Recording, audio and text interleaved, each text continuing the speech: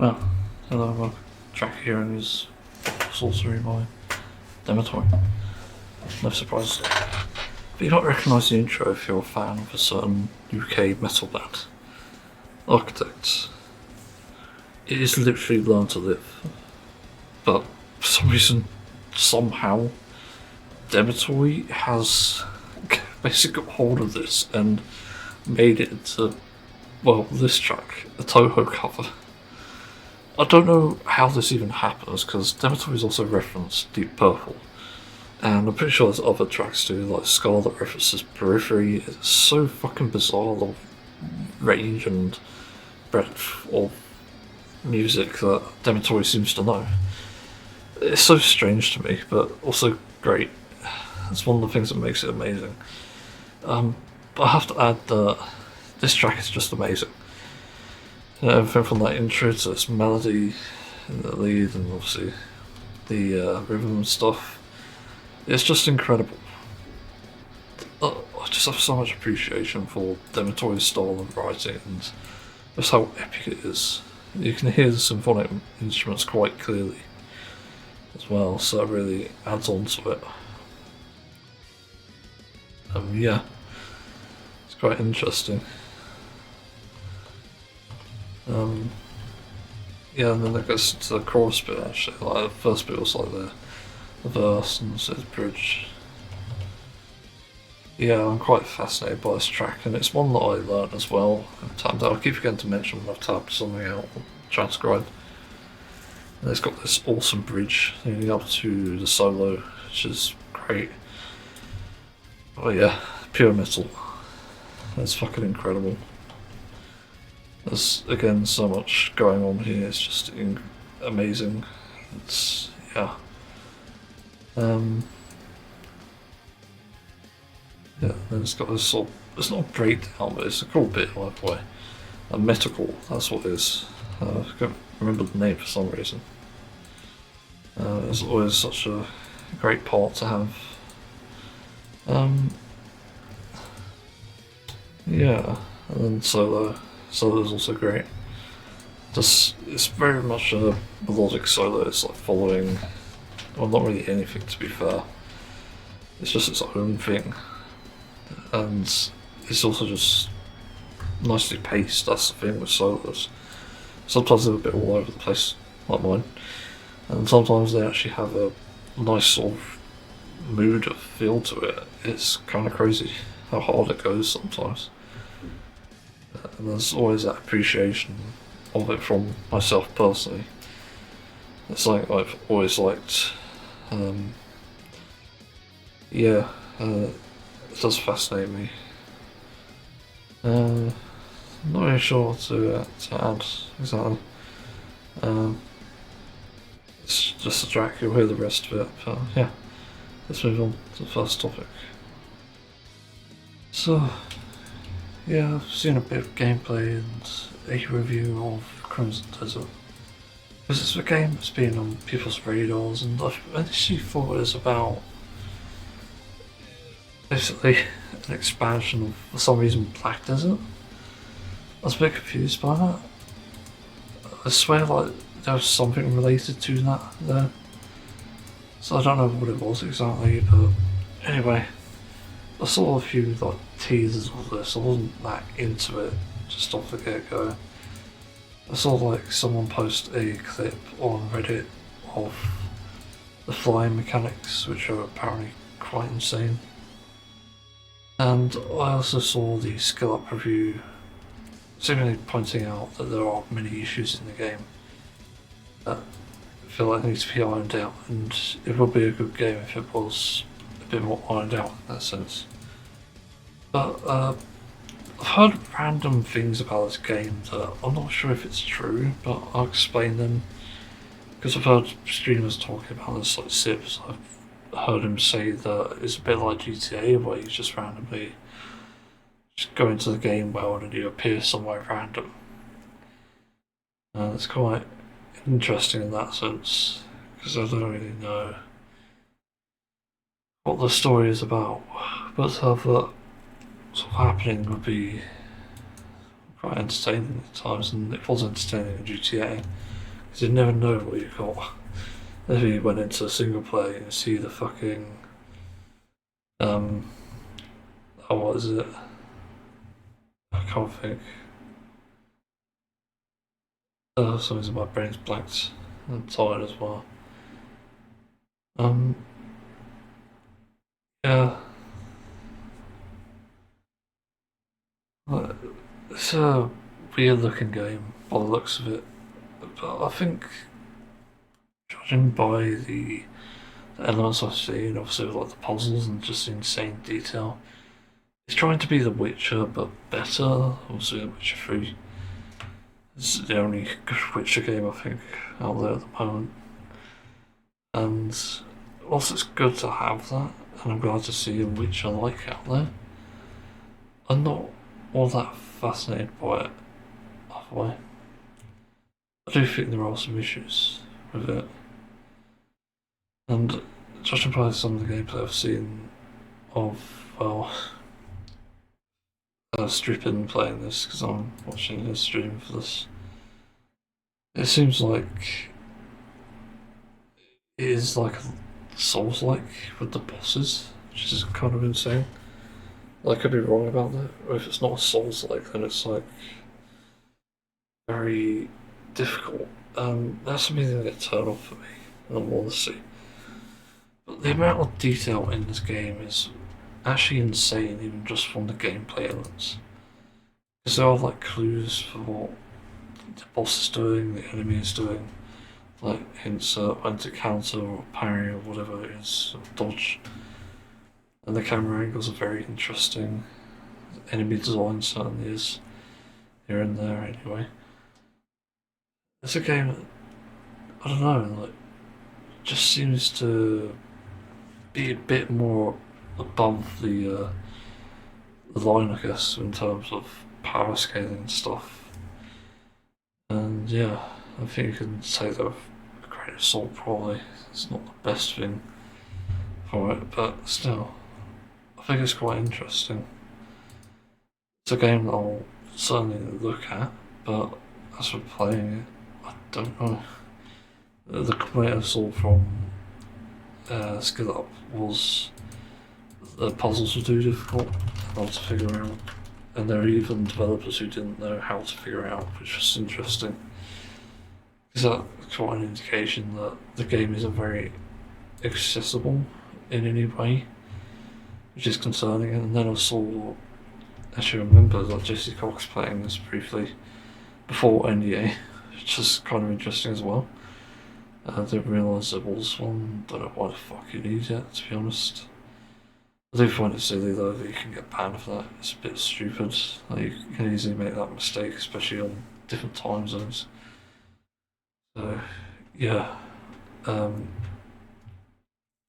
it is a bit strange anyway, the parts that I did see. And Jesse was like struggling to figure out these control schemes as well, because it's like there are so many, I think, actions in the game that your controller just doesn't feel like enough, it seems. Well, I could see anyway. Which is also concerning, but as a PC player, keyboard is like, I don't know what to call that actually, or equate it to. I guess like the back of my hand, but you know, I'm so used to that. So it wouldn't really be an issue for me if there's like 10, 20 buttons. Like, I play fucking Final Fantasy 14. There's a lot of buttons in it, and it'd probably have more if I had a MMO mouse. So it's not necessarily a bad thing in that sense. But again, accessibility I think is a huge sticking point for me. It's whether it's playable or not. If people with different issues or whatever can play it. It really varies and really depends. Overall, my first impressions of it, they're kind of above average. I think the details, are the biggest point for me. The fact you can like destroy a tin, the fact you can knock down a fucking tree, which with your basic attacks, which is just insane. I wonder how they do that as well, because I'm guessing there's like a function thing. Hit tree on render spawning property falling x-axis, something like that. There's probably not even hard to code in, technically speaking. It's just a matter of coding.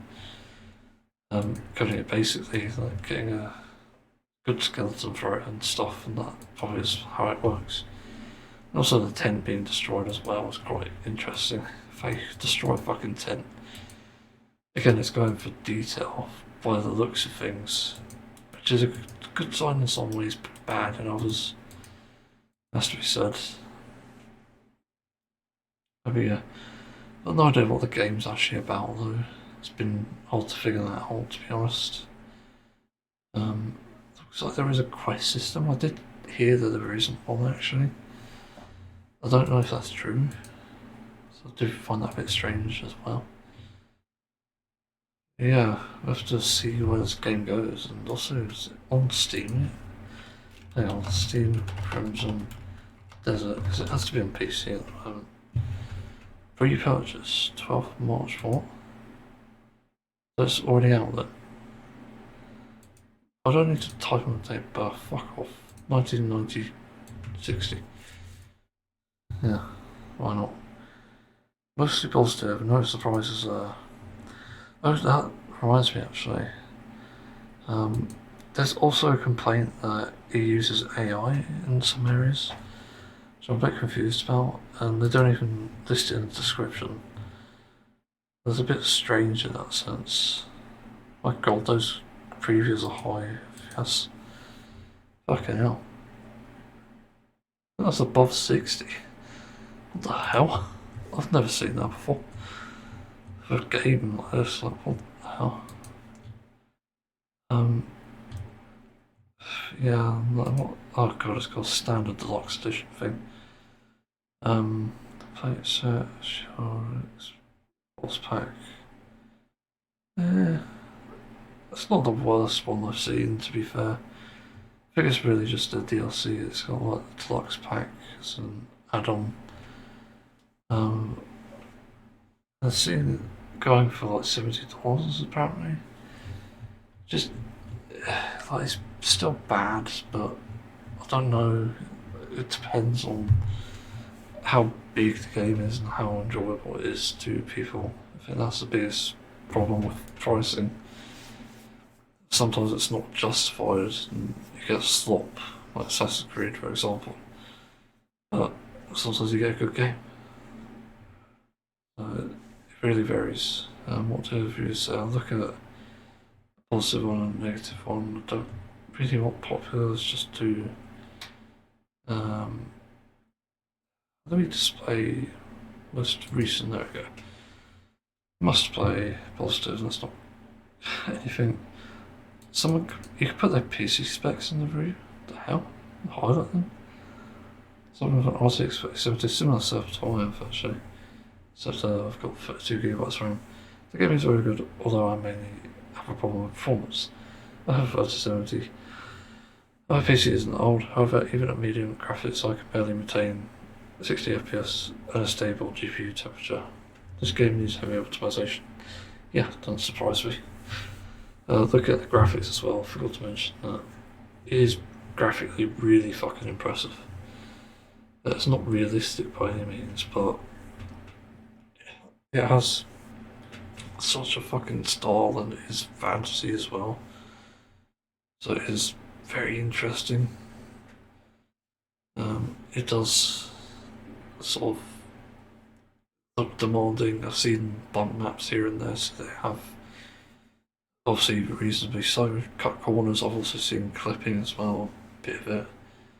That's not surprising, but I think the main thing that takes performance, if I'm not mistaken, is going to be the like the code executions and stuff, and also all the sprites as well add up over time. So like fighting the wheat field, which was a boss fight I saw, it looks like it was taking up a lot of resources then.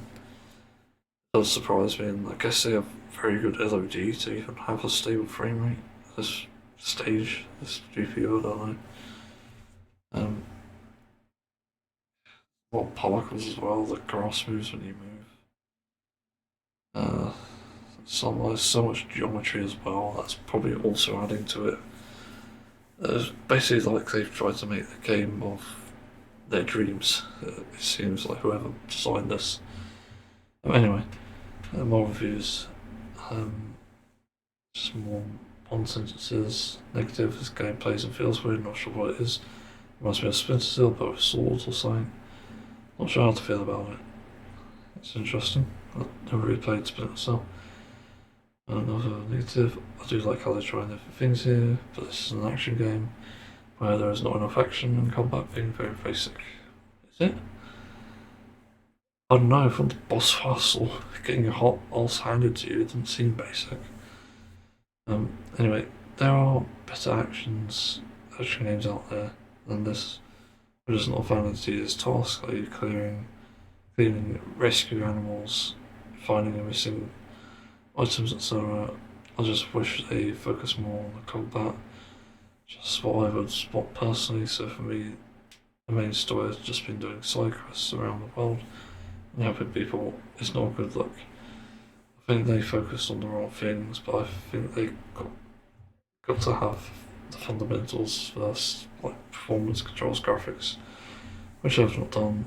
The game does not excite me at all, and this is very disappointing. This game is overhyped. Yeah, I can sort of see that and agree with it. Certainly some good sounds there. If the combat is really that basic, then yeah, the thing is really well, but also like the side quest thing, my main story felt like a side quest. Yeah, I don't know how you fuck up, because looking at the Witcher 3 again, that's the closest example here. It genuinely seemed like that game, even though I didn't like the main story after reading the books, it's the books that influenced my dislike for it, was enough. It's yeah, it didn't feel like a great story, but it felt like a main story, and I think that's an important point. And it certainly had a unique ending to it, depending on what you did early on. But yeah, the main story has to be a main story. Not a bunch of fucking side quests on the side, or inside of the main story. That you have to do some things, but it has to be related to the story. It's like follow a line, and then they decide, oh, we're going this direction instead. So not great. Now let's do one last one. Some random review quality boss game. Great. Just optimization issues mostly. So what's the next review? There are some detailed positive reviews here and there. Just good, I suppose. A negative review mentioning Witcher. Okay, let's read this. 1.2 hours. Comparing it to similar games like The Witcher 3, Final Fantasy 16 and Shadow of Mordor, the main thing that keeps it back is the dialogue with all the NPCs. Everybody kind of treats you. Wait, what do you mean by comparing it? The main thing is the dialogue. Oh yeah, in those games. Everybody kind of treats you like a gotten god. Having the intro section being this gritty insight, seemingly long-lasting feud war between your group and the Black Bears, and then immediately going into multiple towns where everybody praises the ground you walk takes me out of the world. The first time you go to the tavern, there's this arm wrestling contest you do, and if you win, the guy has the weirdest dialogue, praising you for being strong, complimenting you, and saying that you're the kind of man his father would be proud of. Like, people don't talk of this, and every other person who does this stuff. In short, personally, I don't like it because the NPCs talk more like quest givers instead of talking like an old person. What the fuck are you on about? That's just my entire thought throughout all this. It's hard to say, obviously, I've not seen the intro section myself. But they don't have to talk like normal people. That's a strange thing to say. If you wanted people to talk like normal people, why not fucking go out towards people? It's a bit dumb. You could go LARPing or something like that. It really depends. Jesus Christ, what a criticism to have. I don't know if it's valid or not, because it's really to do with the direction obviously that's been taken, and obviously they're taking the route of, oh, we're doing this dialogue where we could have something interesting about someone's father, this guy you don't even know. I actually think that's kind of cool, because not many NPCs would reference that. I don't think anyway. I'm trying to think of anything like that in The Witcher 3. Like, nothing really coming to mind. At most you get a cast of characters who do that, but not really a side character. Even that's kind of rare, and sometimes it's a one-off thing. Whereas this kind of feels like an impactful and meaningful thing to say. It's like saying you're the kind of person that made my father proud. That's also kind of creepy in a way if you actually think about it, because it means that you might have had a tough time actually being brought up. Like, it's really, again, saying that you're the kind of man his father would be proud of. Like, yeah, literally. It could also have a deeper meaning to it. So it's like, oh, you're good at this, but I wasn't, sort of thing. Anyway, I think it's very interesting, but still lacking, in my opinion. So yeah, I'll certainly move on from this topic now, but it's worth keeping in mind. I can only hope it does well, based on what I've heard, but yeah. You also wish that Games Fair was a bit pathetic, especially in the day and age where we need them to be better than they ever were. I think that's a bit stupid. Anyway, I better move on. So, not a fun topic here. Just frustrating as hell. Yeah, I was watching a stream last night, and I don't know what it is, but every fucking time someone is like obsessed with animal products, it just feels very off-putting, and I need to further explain why that is. Because I only had the realization yesterday, even though I've sort of known it for years. It was really a sort of an epiphany moment, I guess you could call it. And this thing is extremely concerning. But what I was realising was animal products are dystopian. Literally. Like, they aren't anything else but dystopian. And that realisation comes from a place of heart, I guess, even though it's weird to say it. But it literally does come from that place. I do fucking care. There's a big problem with this idea that for some reason animals don't have the right to a happy, healthy life. And that's mainly why I talk about this. Because, as I said, I used to be vegan, and I mainly stopped because I just didn't want to identify as vegan.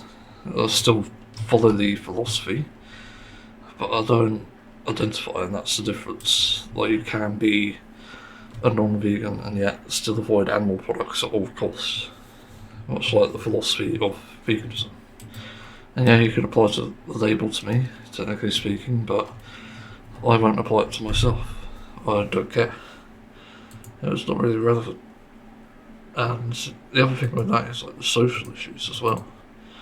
So I just want to avoid getting into that sort of discussion around it, around identifying as vegan essentially, and being able to be open and honest about this, and not even just go into arguments about these things.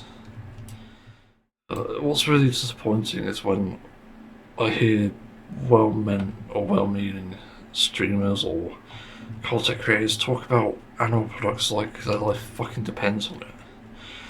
It's just so distasteful, I'm being entirely honest. Like I've lashed out a few times about it, I'll be honest about that. Because justifiably so, when decent people are doing, obviously, indecent things here, like that is, it really gets to you. And so, it makes you think that, yeah, like things need to change and things need to happen for sure, so that we can avoid this crap and live a better life, essentially. It's always quite upsetting as well, especially when I'm in a vulnerable place, which doesn't help that and leads to even sort of lashing out sort of thing. It's not the same as a meltdown, but it's pretty close, I'd say. I guess a crash out maybe. I don't think it's that severe, but overall it's like, why? It shows another thing, which is why I say it's dystopian as well, because not only is it like selling a product which is unhealthy, bad for the animals, bad for the environment as well, let's not forget that. It's also dystopian in the sense that people are corrupt. If you want to look for corrupt people, look no further than animal products. Look at what people are doing to get that. Look at what people are doing to consume it. It's the same thing as like smoking, essentially. Where smoking is obviously horrible and it has ruined lives because families have been torn apart by smoking addictions or even just bad habits from it. And the same with animal products. People get obese or unhealthy. They start to lose their fucking sense of self, I guess. But yeah, it's extremely dystopian, which is why I bring this up. It's why it's such a important issue to even mention to begin with. Because it is dystopian. When we think of dystopia, like people think, oh, it's futuristic and you don't have any self-control or like safety, you don't have anything like that. But in reality, it's always been here. It's just in the form of the industrial era, and people haven't realised it, but that has been the main cause of a lot of our problems at this time. It's been so fucking horrific, and even with that in mind, you also have to remember that people themselves are just as corruptible as even government or even police, like anything like that, any authority, quote unquote authority. I don't really believe they are. Fuck the police. It's a fucking joke. Yeah, it's hard to say, genuinely, because I just want to see the world be a nicer place, and then because people are just not doing that, which sucks. It always frustrates me to see that. What else do I add even? I could explore the corruption aspect of it. It's when you find a product that's so quote unquote tasty, even though it's technically the flavouring or the seasoning. It's when people find that too addictive that they just can't get off it. It's like me with cheese or what used to be KFC, but KFC actually started to suck. That's a weird thing, actually. KFC was one of my favourite meats to actually have before I stopped removing animal products, and that was because of the seasonings. It wasn't because of the chicken itself. The chicken was shit. It tasted awful, and I think it was boiled, if I'm not mistaken. But the seasonings change over time as well, and it's just like, yeah, something's not right here. And obviously, I think what needs to be said is that KFC is corrupt as well, obviously. And I think that focus on wanting to get the best flavour out of everything is a bit dystopian in the context that it requires a massive sacrifice, and yes, it is a massive sacrifice. Like, do you really think that chickens are the same as plant life? Like, if I were to fucking grab a chicken and, you know, try to hug it and it tried to escape, do you think a plant would do that? No. Like, there's so much fucking difference in how a being reacts, and a conscious being at that. Because it is different when it's a conscious being. That's the main difference there. But it's just ridiculous. And people don't realise this. But it just disappoints me. Like how that, again, people are corruptible, and that's the thing, they focus on these things. And things like cheese, for example, supposedly have a addictive element to it called casein. It's like added to it.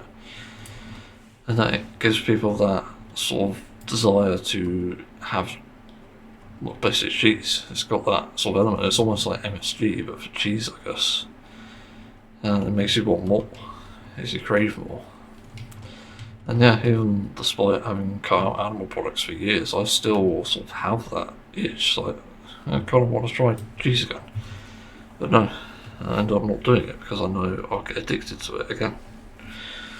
And that's what a lot of people struggle to get away from as well. So when you realise there is a problem with it, and knowing what I know about the dairy industry as well, it's even more horrific, and that's more bound to turn you off than the fact it's an addictive substance.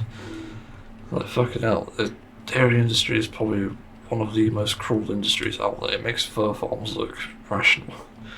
And that's saying a lot. It is literally saying a fucking lot. But even then, there's also the egg industry, which is perhaps considered a bit worse because they dispose of their chicks, like, much like the dairy industry disposes of male calves for not being profitable. Again, this is the corruption aspect in Dystopia. The chicken and egg industry do the same thing. You know, they breed chickens for the purpose of meat or eggs, and that's why they dispose of them in such quantities. Like, they put them on a fucking conveyor belt like they're some sort of Amazon product, and then right into a grinder they go. Literally just death.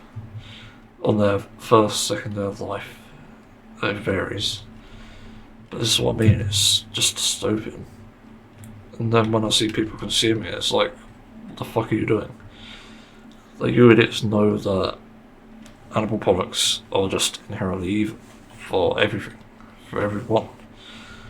And it's chosen to be ignored just because it tastes good. Look, what?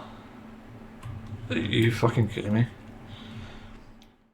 Do we just turn to cannibalism now because people are so fucking attached to their flavour? They think, oh, let's try anything new, let's try dog, let's try cat, puppy, whatever they fucking call it. They just try anything. That's one of the problems. In a sense, I used to be that way, and I wanted to try everything. And if it was offered to me in an ethical way, I would have tried human meat. I won't lie about that. But I won't now, because it's always going to be exploitable as well. Like the fact that exists. But with like animals and stuff, it's not that I have too much attachment to them. In fact, I don't even have much attachment now, to be fair. It's just that I disagree with how you get these things ethically. It just doesn't add up. There is no ethical way to kill an animal, and that's something I've come to terms with over the years, realising that this is actually just more and more true. The more I look into this, as I said, it's dystopian. It sucks. The world is just a shit place for it. We don't need animal products to live as well, and people seem to emphasise that, and also literally just suck on the dick of meat lobbyists and anyone else related to the animal agriculture industry. And the fact we even have a oligarchical president now fucking in bed with them, essentially, making them decide the rules for everyone else. Welcome to another dystopia. It's just another layer. So again, it all sort of leads back to that. It's all about greed and profit. It's not actually about whether you enjoy the product or not. Again, that's why I come back to this. Like, yeah, it might taste good, but the taste doesn't always outweigh the like harm it causes. Again, for an animal to get there, they need to be fed more crops than you would otherwise feed a a family or a vegan even. Like, it's so wrong in so many different ways, and people are obviously corrupted by this shit. And then there's also that propaganda out there with, obviously, media lobbyists that keep doing, and they keep fucking over everyone because of their own agenda, obviously, their own bias. There's just so much wrong here. It's just, why is it dystopia? I genuinely can't wrap my head around why all this even exists and happens. It just doesn't make any sense. It's also kind of upsetting as well, obviously. Hence my sort of reactions to it. Crash outs. Just look at my hands, fucking dry again somehow. Just put on moisturiser yesterday. What the fuck? I went 5 times and it's not even dry. Like yesterday, 5 times in about 2 hours. It's the toilet, I mean. Yeah, I'm not sure what's up with my bowels at the moment. I don't know. Yeah, that's really all I have to talk about, I think. Again, corruption is everywhere, and I think the more you try to defend these things, the more you're on the side of evil. That's just inherently true. And then you'll get a bunch of idiots saying, like, oh, evil never tasted so good.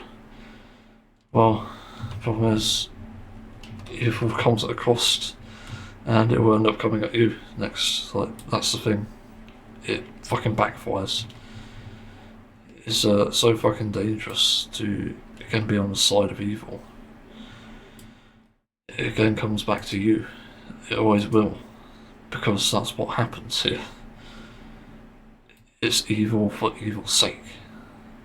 Like, kill for greed, suffer for greed. Like, there's so many things wrong with a lot of these systems. Yeah, but as I'm a person who's not to criticise something about offering a solution or a possible solution, the solution should be obvious here. Avoid animal products at all costs. It's very simple. All you need to do is look at the ingredients or look for a vegan label. That's it. There isn't really much else to it, and even then you try to ethically source everything else. Like, I can buy clothing sort of ethically sourced for the most part anyway, and where I can. It isn't always that case because I can't find trousers that fit, for example. So I have to buy them elsewhere, but my shirts are mostly ethically sourced. I always try, and that's the important thing. If there's like beyond, like, no doubt I can't actually change that thing, then, I can't change it. It's just the reality here. You have to do what you can with what you got. And yeah, that's all you can do. But yeah, anyway, I'll have to move on. I've got stuff to do. I don't know if anyone else has this. It's a fucking big pet peeve of mine because of just the way that these systems are run, and it just pisses me off so fucking much. I'm talking about basically the healthcare system and how bad it is as it's always done, because it has been bad. But my main issue is also to do with just the inaccessibility of it. So, for example, if I can't leave the house because I have, I don't know, agoraphobia or anxiety, it really varies based on day-to-day basis, then I can't leave the house. And then I need an appointment, and then it gets complicated because now I can't go out to get to the appointment. Right, okay. So what do? There's no video consultation. There's no doctor that travels to where you need to go, where you are, rather. So you're just essentially fucked in that case. And even if you had to pay for it, I don't know how much it costs, but I don't even know how you get there.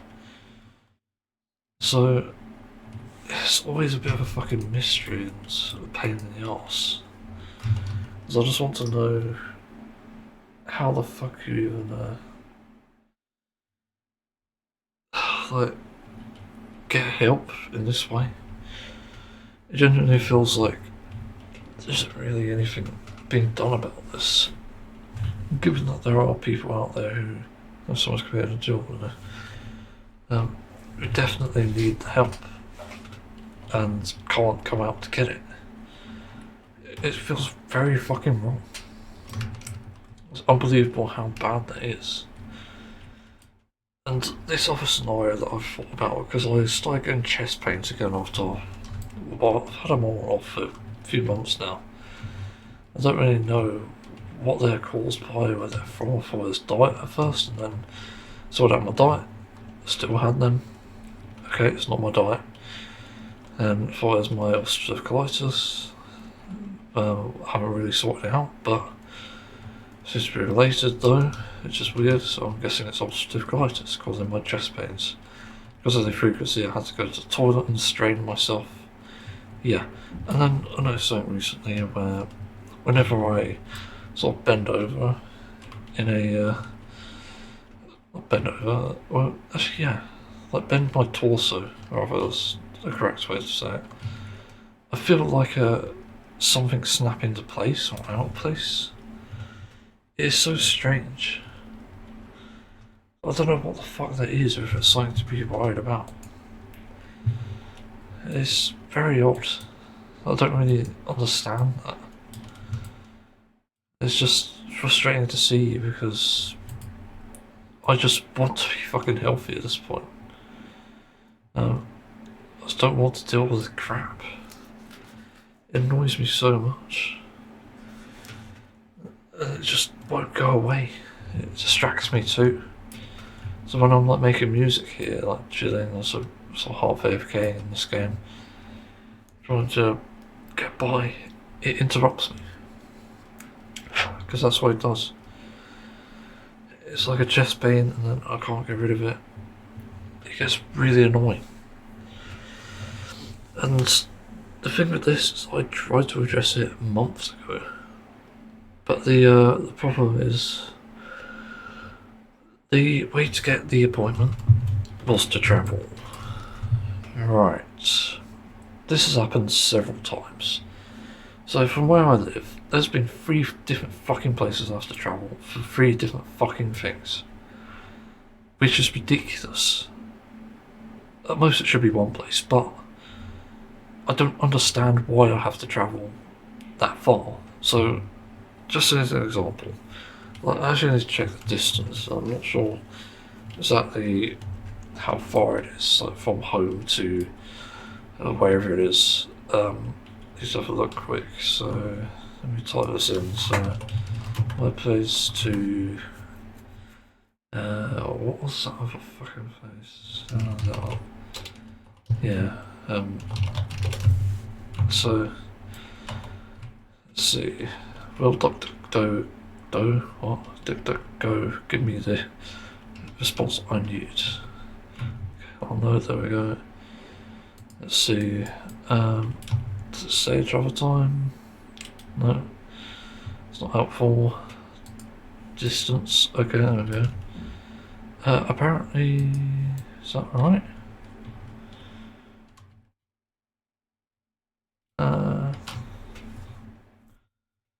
So 24 minutes, yeah, sounds about right. Although there's a different way, I don't know why it's suggesting that, because we went the other way when I went there. It says 24 minutes and 14 miles. Yeah, like this is the issue. You have to travel that far to even get anywhere, to get a fucking appointment. I remember going for my medication, I think, is it adalimumab or is it what is it, antipsychotics? I can't remember what it was, but there was something that required me to get this sort of a scan or something. Actually, it's a specific blood test actually. Like, no idea why it was a blood test. They're like putting like multiple fucking syringes into my arm. The same syringe obviously, but different tubes. It's like extracting all this fucking stuff. I don't know what it was about. There's about 6 in total. I remember looking down and thinking, that's a lot of fucking blood. It didn't feel weird, it was just strange, but yeah. Then another place has to go about 8 miles, which isn't as bad, but it's still not great. And that just pains me because I just don't get why it's not more accessible, why a lot of these things cannot be done locally. It does not make any sense. And I don't know if it's like expertise or what, but it shouldn't be that way, in my opinion.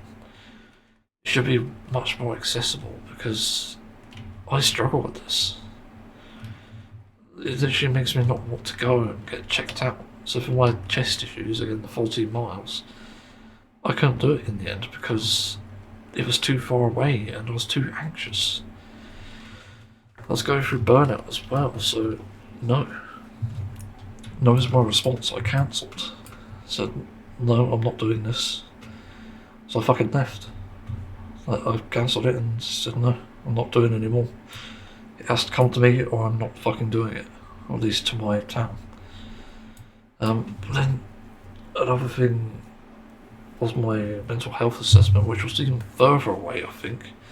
I think it was like 20 miles, judging by the distance of that one. But it's fucking ridiculous, like, holy shit. Can people just fucking run these things properly? Get them to work better? It's just ridiculous. I can't believe that. It's so bad. Just how poorly these places are run to even need to go that far. I really do not get it. It's a fucking mystery to me. It's like, I don't know, like Schrodinger's NHS. That fucking thing. Like, doesn't exist until it comes into view. So you don't even know what fucking happens. That feels like what's happening. It's like a complete mystery. Trying to discover the secret of like quantum physics or so by going to these places. It genuinely doesn't make any sense, and that's generally why I hate the systems that we're currently in. With like the NHS and how poorly it's ran. Even then, we're getting stuff like surveillance added to it, and even things like neglecting patients, which I've had personal experience with. I've been neglected a lot. My ulcerative colitis was undiagnosed for over 2 years, and that required me to go to 8 miles to not only get an appointment, but also get the fucking operation, which was a colonoscopy, at the ripe old age of 27 years old. I think it's 27. It's 26. I was an age. So, yeah. It just makes me wish there was an easier way to do these things.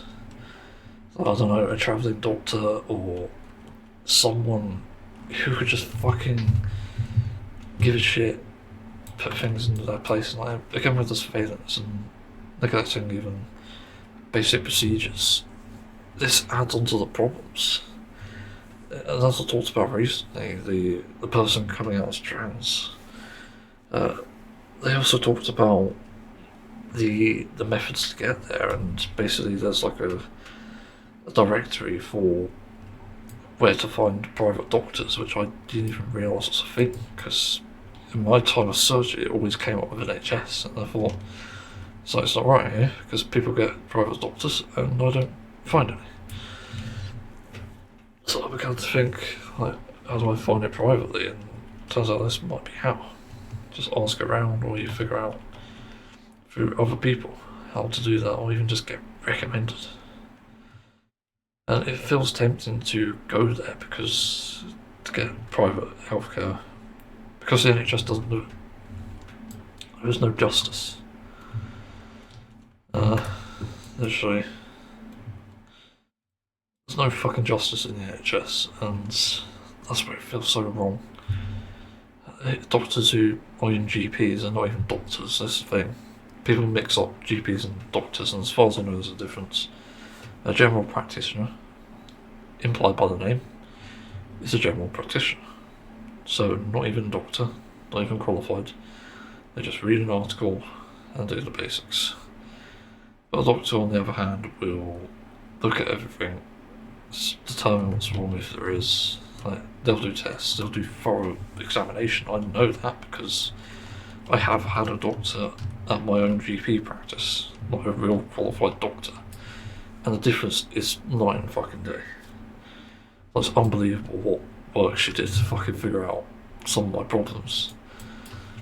It's kind of crazy. Yeah. I don't really know what else to add, but that's the NHS situation. Again, I just wish things were simpler as well. Other than the travel, it's just more things piled on top of each other. I don't want to waste my time going like 14 or 20 miles just to find out, oh, well, I haven't got this, I haven't got that. So there's nothing wrong with me. Like, great. Fucking excellent. I'd rather travel the other 2 miles to get to my doctor. Thanks. That's a better compromise in my opinion. Yeah, this is shit. So I better move on. Really got stuff to do and need to drink some water. Yeah, weirdly enough, I could talk about that as well actually. My water trick is how I plan things out, but I'll talk about that next. So, it seems that League of Gentlemen still is kind of meh, but the last episode was probably the best one I've seen so far. There's just a lot going on, there's a lot of follow-ups and the story bits as well. It seems like it's going to continue after this. There's like a great sort of twist with Tobbs and Edward. Yeah, like the humour, I don't think it really improves or anything, to be honest. I think it's just about the same. It's just now there's more sort of story bits, and it really depends like what you're looking for in a show. But for me, it's not great. I don't think it ever really was. It's still kind of flawed in a lot of different ways, not because it's offensive, again, to make that point clear. Yes, they make fun of trans people, yes, they make fun of gay people, yes, they make fun of the slave trade, as is one of the jokes in this as well. But it's not a problem really, because that's really what the intent is. It's not to do with fucking whatever you think it might be. It's not to do with like I don't know what you call it, defamation, I can't remember. Just fucking weird. So it's strange, but I don't know, I can't really get to like it as a series, even after seeing the entire thing. It's very strange to me, in my opinion. Certainly feels lacking from what I could tell. I think what else is there? Like I don't really know, but it also has some interesting bits and bobs here in terms of the humour. It certainly is not afraid to go to certain places, but at the same time it's kind of teetering on it. Yeah, like, I don't really know what else to add. Because there's just different things going on in it. And the only thing I can really build up upon the first impressions I made of this is that it certainly is in a better place now after having seen a bit more of it. It certainly seems like they're finding their ground with like the Jeff stuff, the Thompson and Edward, and even the Barbara stuff as well. It certainly seems like they're finding their footing. That's what it really felt like, a build up. And obviously with most climaxes they can end up being pretty good. Sometimes they're not, but this one actually is good. Which is surprising. But it does leave on a cliffhanger for 2 points anyway. So that is an interesting bit, and obviously the stuff with like the butcher and obviously it's human meat, we're assuming it is. It could always be a mishmash, we never know. There's always that stuff going on. Also weird happenings around the place as well, which have an impact, no doubt. Yeah, I think again it's finding its footing and it's definitely doing it well. Anyway, I'd better move on because I am busy and I've got to go. Great. As anyway, let's move on. So, a not so fun topic, but also some enlightenment, and basically I want to start with the quote that I'll try to remember to say. But disregard for other life is disregard for all life. That actually wasn't what I was originally going to say. But the reason I changed it is because I realised, actually, it's all linked. So, that said, I'm actually going to talk about the war. Yes, that war. The one that was unjustifiably made from a corrupt president and a corrupt prime minister, as it turns out, as well, and another corrupt, I think, government. I can't remember actually what his position is, like minister or leader. I can't even remember. I don't think they have presidents in Israel, so I don't know what the fuck it is. It's just because I don't believe they're actually human. But whatever it is, anyway. But there's all this corruption here, and it just shows. It is blatant. It's so fucking obvious. And where I start to take issue is these wars are not about serving any sort of moral guidance or purpose. In fact, if we were to look back on history in these, like taking a lens of foresight, I don't know what you call it, hindsight maybe, but in hindsight you'd probably see that actually these wars were not justified, and in the course of history we'll look back on all of it in shame. Whether it's Israel versus Palestine or Russia versus Ukraine, or even crazier cases like just the general genocides we keep seeing and hearing about. And that's always going to be a stain on history, and you might think, well, I don't have a reason to care for it because I'm not affected. Oh, but you are. You're a complete fucking idiot if you think you're immune to this. Because it does affect you. These are essentially the present and the future that you're bringing a younger generation into. Not only normalising it, but also creating a bigger hell for them. But what the fuck are you doing? That is my consistent, honest question there. It's like, do you even think before you act? Because it just, like, it fucking frustrates me. There is no way that this stuff is moral. So yeah, obviously US versus Iran, as well as the UK, as well as Israel. Everything's linked. It was Israel all along. We all know that. It doesn't surprise me. But where we start to see issues here, obviously, is that it's going to cause many fucking problems. It's going to fuck people over majorly. Because that's what this intends to do. Again, disregard for life is disregard for all life. So whatever life is, even animals to an extent, it's disregard for all life. Because that's what apathy is. It's essentially not having the emotions or feelings for any other life except maybe your own. And this is also like the problem in revenge politics as well.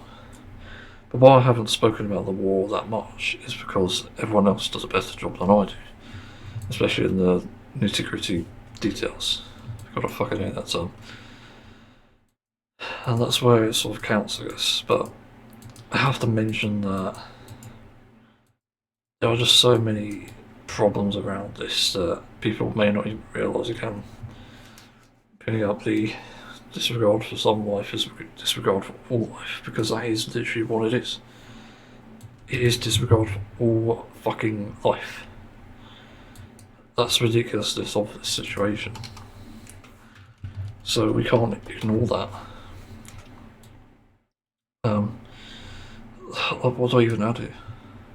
There isn't really anything to add, for being honest, because it just seems to me like everyone's trying to find a justification for it. the people who are like anti-Iran or anti-religion or anything, anti-Muslim, anything like that.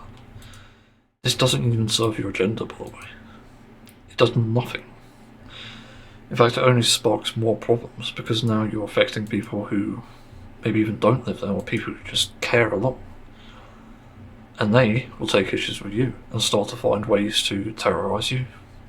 Believe it or not, yes, that does happen. I'll be surprised to hear that, again, coming from someone who's more progressive than what like I am. But it happens because people are fed up and they don't want people to get away with very corrupt and evil things like this. So that's where we start to see the issues.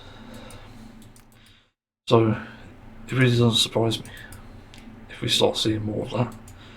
It sort of reminds me of the dream I had, which I keep mentioning, but it's quite an interesting dream. It's not like a dream as in, I dreamed this one day for the world. It's like an actual physical dream in my head that I've slept in, or whatever you call it. And that's where it sort of landed me, essentially. And that's the interesting thing. But angry protests.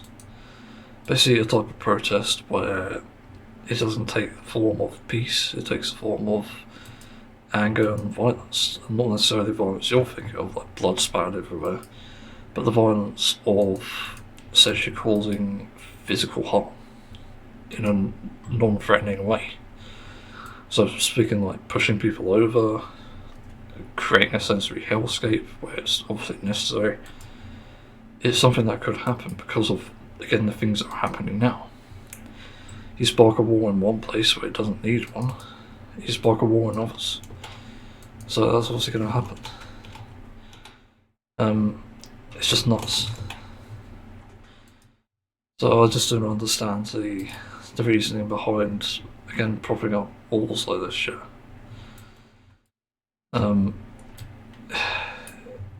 It's just bad, and I want to talk about like war anxiety and stuff as well.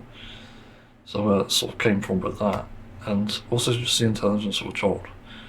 Because believe it or not, when I was in school, I was learning about, well, war stuff. It was like World War II and Vietnam, briefly World War One, Two, well, sounds like a Patrick game, but no.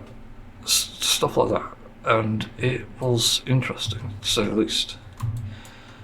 But one of the things I got thinking about was how, even back as a kid, even I was just vehemently against war, and it wasn't because of the, well, you could call it propaganda, but I don't think it is. It's because of like the anti-war messages that we kept getting in school. And obviously, they're right. That's the thing. Because as much as I want to find things to disagree with school about, because I don't like school necessarily, I don't even like the education system as it is, there are still things to point out that are inherently good to know and good to have an understanding of. And having the anti-war message was quite a crucial one for me, in my opinion. I realised like the likelihood of a war in the modern age was very unlikely back then, and even then, to see wars happening, like for example like Iraq and US, it felt very unnecessary, as it always has been. And maybe it's the misrepresentation of information, but again they feel very unnecessary. The song is literally called War, I think. It's like, war, what is it good for? Absolutely nothing. Yeah. I think people might know that one. Decent song, I haven't heard it in a long time. Yeah. It's very interesting. Just the things we learn. And it may be biased again, but I'd argue it's more important to look at the facts here. Because the facts we were shown back then were quite convincing, as they are. You have to understand it through the enemy's perspective, which this is kind of important too. So I think if we're not even empathising for the enemy, it's getting the facts from them. what good is a fucking war then? Like, seriously, it shows great dishonesty and a great disservice to information as a whole. It makes people like Trump literally a fucking stain to not just the information but the English language as a whole, because this shit shouldn't be allowed. The multiple wars he's waging and getting away with, mind you, is just ridiculous. And the fact nobody's taken action is just even crazier to me. Just more of a bullshit reason allowing him to get away with it again. And this is why I just get really, really fed up. It is tiring. Like, come on. It seriously is getting ridiculous now. The world is in such a bad place. I get why people are panicking and maybe even committing crimes. But war is obviously propping us up. It's going to make it worse. It's just been absurd. What else do I even have? So I gotta address this comment first. No, I'll do this first line. But anyway, I'm anxious about war because of the sensory issues that might come with it. I'm not necessarily about being killed. To be honest, at this point, I think of my life as good as I can. I can only think of a handful of things to do, but yeah, I don't know. Even then, it's just, we don't need war. It's bad for the economy, it's bad for people, and it supports billionaires, so that's the end of the story. If you don't like that, then fucking change. You stuck up cunt. Let's move on. So, whilst I haven't done the grind, technically speaking, I still need to hand it in. You know, the thing with the Shadowbringers grind is that each step is just chaotic in its own way, in good and bad ways. So, I think my biggest mistake is handing in one of the steps, essentially. I don't know if I want to sign up for that. I'll get metal though, so maybe. So yeah, I'll explain it. So I'll go step by step again, stage by stage, with the one times in between, stage by stage. So first stage, 10 out of 10, just Poetic. Stage 2, you have to farm the bit of memories, but you can do it with fates, but there's a bit of grind, so actually maybe I'll lower that, because even though you're guaranteed it and it's quicker with Blue Mage, you can do it in like a few hours, technically speaking. It's still a bit long. I have to be honest, it is quite long, so maybe it's a 5 out of 10 for me. Stage 3, which is the Bitter Memories of Dying, is much better. Possibly much quicker as well, depending on how many weapons you're doing. If you're doing one like I originally did, but I'm doing 3 technically, it's a bit easier, so you might as well grind for the amount you're doing with each step, as well as unlock the next one with the next weapon. So there is a reason to do that, essentially. There is an importance to that. And then stage 4 is an 8 out of 10, because it's reasonably accessible, and actually, as long as you plan it right, you AFK and stuff in balls just up in front, whilst you're doing this step, you'll get 3 castrums in no time. I remember doing it quite quickly. It only took a day, I think, to do mine, and to do all 6, I think. But I stupidly didn't do that, and obviously I missed out on the step for a Dragoon, because Dragoon still needs one, so I got the Razorjack something. How would you fucking call it? That's a weird name. And I need to get it upgraded to the Law Orders Spear, so yeah, stage 4 is, I can't fucking find my bearings today. Stage 4 is the best one, yeah. Then you get the first one-time grind after that, which is 3 out of 10. Abysmal drop rate. Took me over 4 hours to do, with Blue Mage and doing Fates, which is much quicker than if you were doing the raids, because the raids will take longer. It'll take about, I don't know, for Heaven's Ward, about, judging by my count, like 15 minutes to 20 by times 15, which is insanely long. It's longer than that. So imagine the fucking Stormclock ones. no point. But that gets a sturdy 3 out of 10 for me. Stage 5, which is the Delubrum raid. Yeah, I wasn't a fan of this. 2 out of 10, time consuming in both Pie Finder, the queue taking 10 minutes, and having to do 5 runs per weapon. It's not fun unless you experiment with builds or have a lot of DPS, and then you can do it quickly. I did it in about 12 minutes with one group I had, I think. Is it 12 minutes? Might be a bit less actually, but it's still decent. It has to be said, it was a decent enough run, this last one, before I realised, like, oh, you don't actually get drops, and it's not explained that after. But that immediately makes me want to divide the grind up, because it's so shite in how it's executed, in my opinion. But anyway, that first time one out of the way, you get into stage 5. I don't know why I'm lagging. It's fucking stupid what's going on there.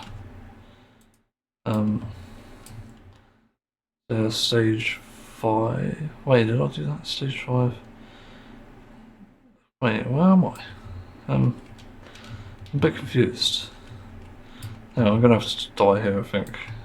There's no point focusing. First one time, yeah, 3 out of 10 I rated that, and stage 5 is next, yes. That's the Delubrum one, so that was a pain, slow again. So I rated that 2 out of 10. And then it's on to the second one-time grind, which in itself was a pain in the ass as well. Like fax game, that's really helpful. Really appreciate when you do a one-time grind, because it's fun. But this one-time grind is actually, I couldn't rate it lower, but I have to rate it high, or with a better number, because it is guaranteed to an extent. It is something you can AFK for and get done. But this one-step grind required 30 things from each zone, each skirmish thing, and it was hellish to spawn the CEs, because you had to pull every 4th Legion enemy on your skirmish, which, if you have the right build, it's easy, but if you don't, it's hellish. And after learning the right build, it was doable. I did it in just over a day. It's not always that possible, and I just got a load of memory. Nice. Didn't expect that quick. Brilliant. How much metal did I get? 50. That's not scaled properly. Bug report. Fucking hell. Like, way to make a zone irrelevant. I think that's a bug anyway. It doesn't sound right. Yeah, so anyway.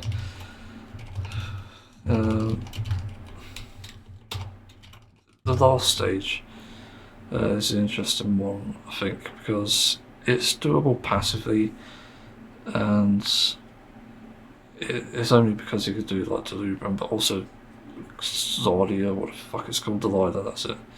Called Delilah, or Delilah. It's doable with that, but you have to run it 5 times, which is really fucking annoying.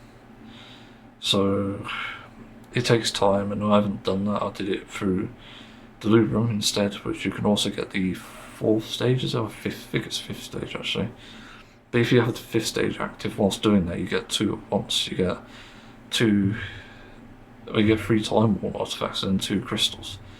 But this stage, stage 6, the final one, I rated 3 out of 10. So it's a bit weird. It generally doesn't make any sense. Oh yeah, show the metal thing. There you go. That doesn't sound right to me. Seems a bit wrong. Yeah, so this Relic's grind overall, I'll have to even it out somehow, so I'll add everything up, and there's about 8 stages in total, technically speaking. I'm not sure where this lag is coming from. I have DaVinci Resolve open, but I don't understand where it's coming from. Wish I could fucking move. It's like Windows is fucking killing my system again. Let's go somewhere safe-ish. Wait, is that? It's a high level for a fucking water sprite, Jesus. Talk about unbalanced. So, let's see, 10 plus. Stop lagging so I can pause, you fucker. So 10 plus fucking Does the calculator even work anymore? That's what I'm wondering. 5 plus 6 plus 8 plus 3 plus 2 plus 2 again plus 3 equals 39 out of 80. So rounding that up, that is a 5 out of 10 for a relic grind here, which is the same as Dawn Trail. It's about the same, which is fucking insane.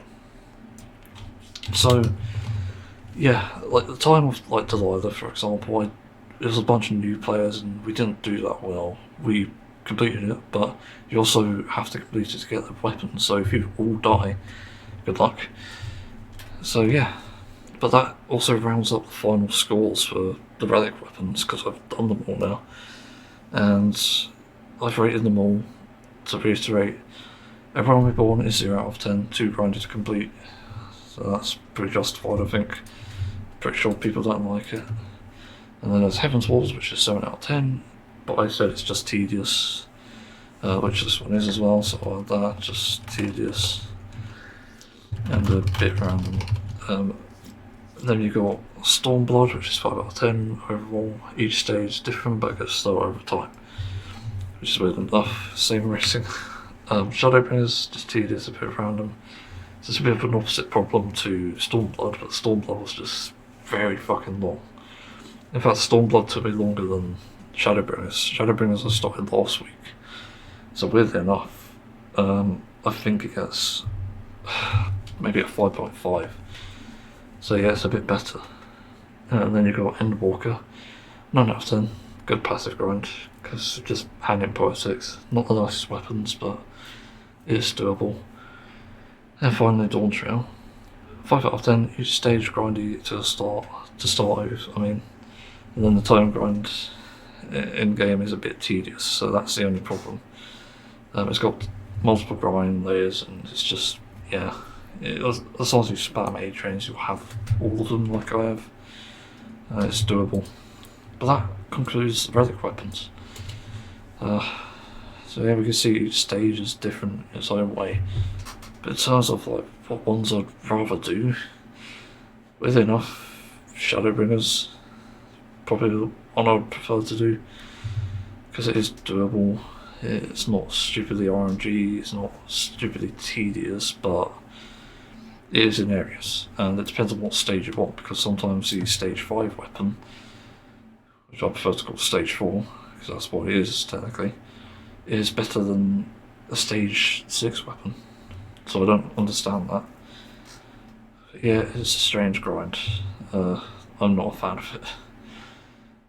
Would I adjust ratings of others here? Heaven's Ward, no. Stormblood, no. I don't know, like, I felt like putting Stormblood a bit lower than Dawn Trail with enough, because it is stupidly fucking grindy and annoying, because you have to do so many things. But in Shadowbringers I didn't have to do much, I just had to look at the wiki. So actually Stormblood goes lower since all this, and then I put Shadowbringers back at 5 out of 10. Endwalker still 9 out of 10. Dawn Trail, I think it's still 5 out of 10. It's about the same amount of grindiness in my opinion. It takes about, like, how many runs? Actually, I'm wrong about Dawn Trail to an extent. Like, the one-time grinds are annoying, but the Tombstone grind in itself isn't bad for what you get as well. Like, the fact I have every weapon is insane. Like, it's fucking nuts. What's that? What's that 275? Oh yeah, it's my... Yeah, I have like a low level set because I wanted to, basically I wanted to fucking, what's up, why am I doing this? You know what, fuck it, I'm just gonna lie. But the low level set would actually work for killing like, older content stuff, so, yeah, like all that stuff, from like Realm Reborn or whatever S ranks it is doable. With that, obviously. So you don't have to remove the weapon, you don't have to have something stupidly powerful, so that's the reason you can keep it. But yeah, that's the relic weapons done. I'm not going to do armour, not interested to be honest. Not much of an interest, but anyway, I better move on because my FPS is dying again. I need to edit a video. and let's move on. Where's the stop recording button? There it is. I can't remember if I've ever talked about it, but I don't buy anything cheap. Ever, and there's a reason for that. Because people might be thinking, though, what do you fucking mean? It's a cost of living crisis. Why are you not buying cheap things? That's the thing. That's what they want you to do. Exactly. The problem is, with cheap things, you're not exactly always getting a product.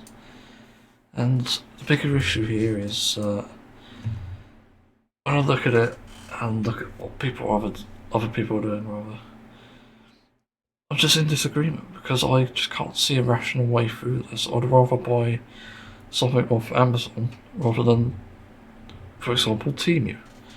Even though Amazon is in itself a shit place to buy things, it is one of the only options to buy specific products. Unfortunately, that's just the reality. And when I look at something like Temu, which I haven't actually technically browsed and I don't really want to, I've gone to incognito. Temu, not secure. Why? Trackers are more. Why not? Well, what the fuck are you on about Temu? Let's just DuckDuckGo it and see. Okay, there's the wrong site, so that's fucking weird. What is this verification? Fill each box with the required number of objects indicated. Okay.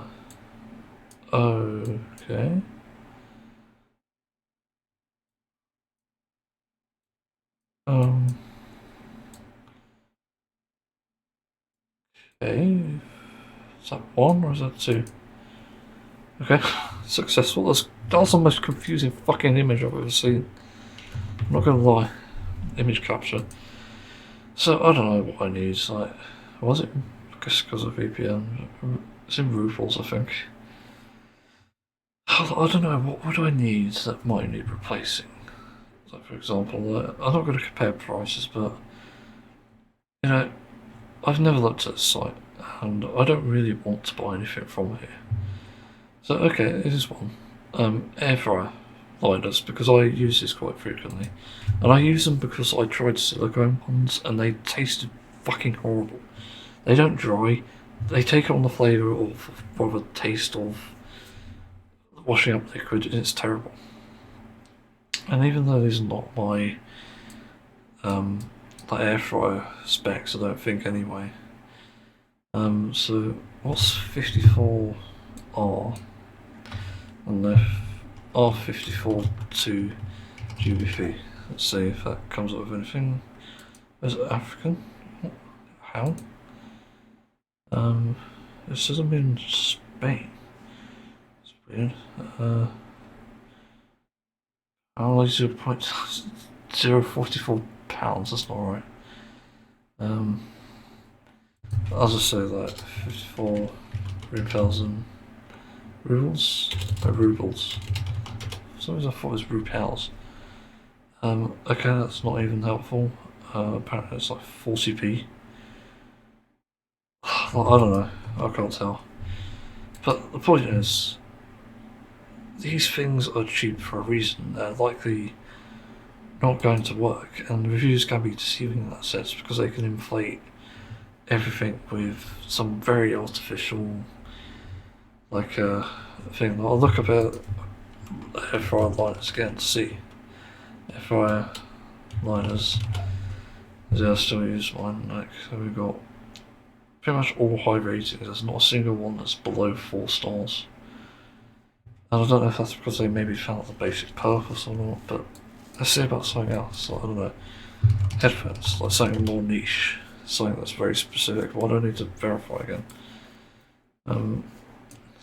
Let's fuck that up there. It's a pattern. Okay, it didn't search it. Headphones.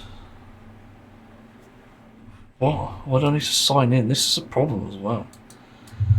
You're not encouraging people to get there. Headphones. Search. Okay, there we go. Weird fucking interface, but I know all these headphones are going to be shit. And the reason I know that is because they're not very specific. Like the random one-off brands, like Lumi wireless headphones, I've never heard of them. Stylish wireless headphones, never heard of them either. Horizons, never heard of them. What are these? It just says wireless headphones, there's no brand. Lenovo, which I am aware, but it's Lenovo S or something. Lenovo's, oh, maybe that's not. 7260 Red Hot. What the fuck are these names? Like, these are terrible. Asus, okay, I'm familiar with that. There's one there. What are sports headphones with a folding? Okay. Because there's like not a single review, and can you even filter my review? Is it just showing the best ones? Like, okay, 1 star and up. That's not helpful because it's showing the 5-star ones as well. So technically, it's rigged. So it means it's almost like real shit. Like, this ain't sorting by reviews or anything, and yeah, people may not be savvy in the headphone department, but my god, if they are that shit, then like Jesus, there's so many fucking 5-star versions, and this is the problem. It's like tempting you into thinking that these are like the perfect products. In reality, it's not.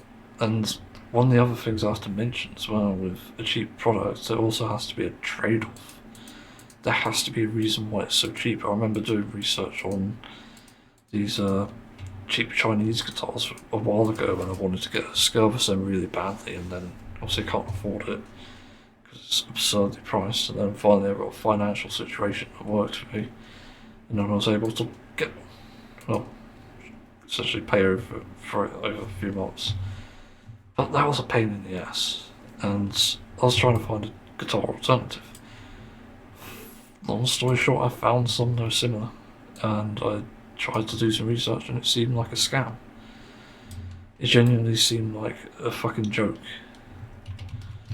So I don't know what was going on there. It just didn't feel real in that sense. Like it had no reason to exist. It's very strange. I'm not exactly sure like why it's like that anyway. It just felt very off. I did as much research as I could. I looked it up. Is this a scam? Because I wondered, and there wasn't many posts. Some people saying yeah, it's a scam, but others saying no, it's actually just a cheap product, and you're not getting much from it, which is kind of what I wanted.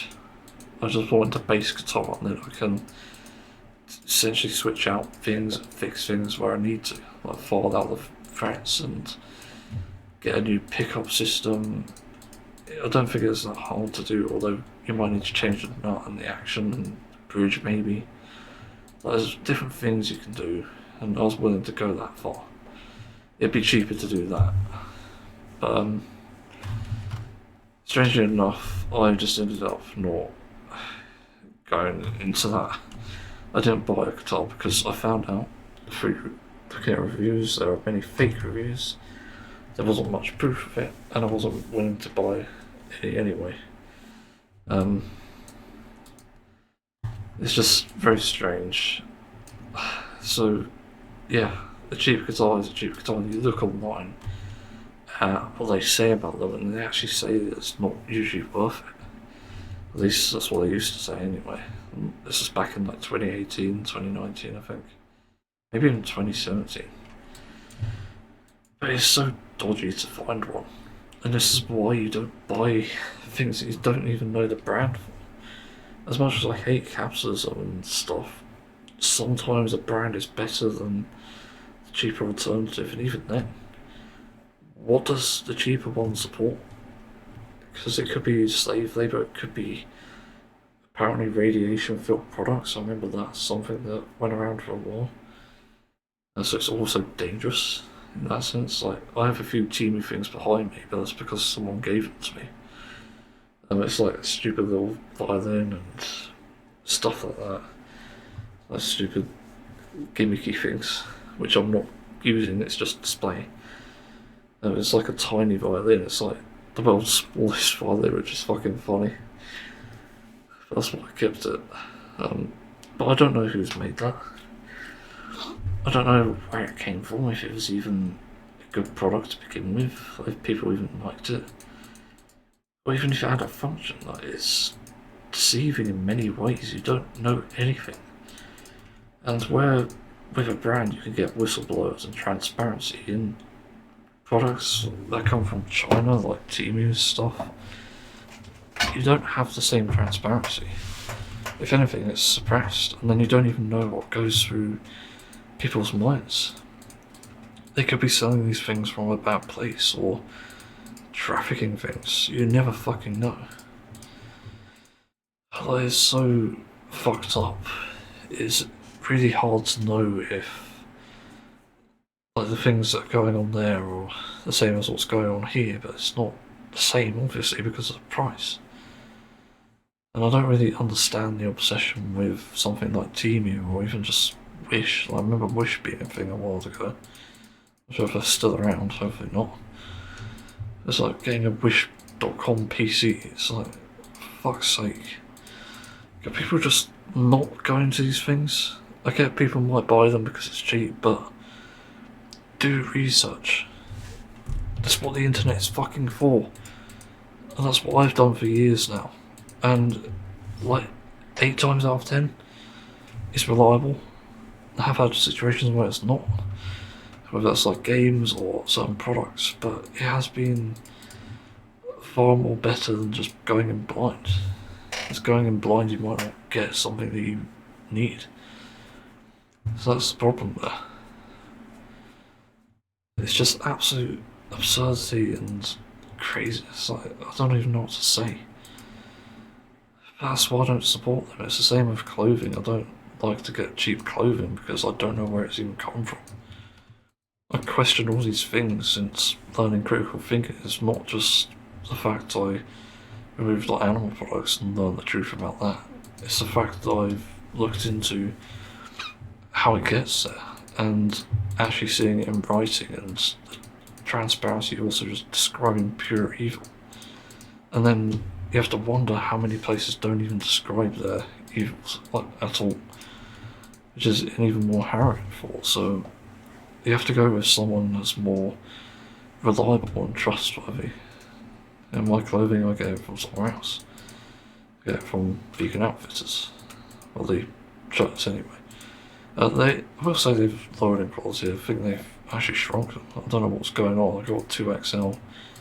And the same with the hoodies actually. I got 2XL a while ago, a few months ago. And it seems a lot shorter than my original ones, which is strange. So I don't know what's going on with that. Either way, that's the thing. Again, I don't really get this obsession with Temu or cheap products. It just doesn't appeal to me. And again, it's not because I care about like getting the most fancy things. It's just I want to know what product I'm getting, where it came from, how it was made. That's all really. That's why I'm even getting like a custom guitar. Because I could have got one from, say, Solar Guitars, which apparently is very dodgy. I think that's a brand anyway. And you can make your own custom one, but there's no proof that it's a real thing, let alone reliable. In fact, I've seen people say it's not reliable. So again, it just keeps leading you to these things, these problems, and it's just fucking endless. Unbelievable amount of bullshit, and yeah. Anyway, I've actually better move on because I'm trying to get things done. So yeah. Actually, there is another thing. I just realised one of these slogans for Temu is "Shop like a billionaire," which is very concerning. Not gonna lie. Like, what the fuck? Like, what else is there? Like, any other slogans? Let's see. At least there was the slogan on what the fuck was it? I think the Play Store. I'm not sure if I can still find that. I'm pretty sure it was a slogan So, okay, so why choose Temu?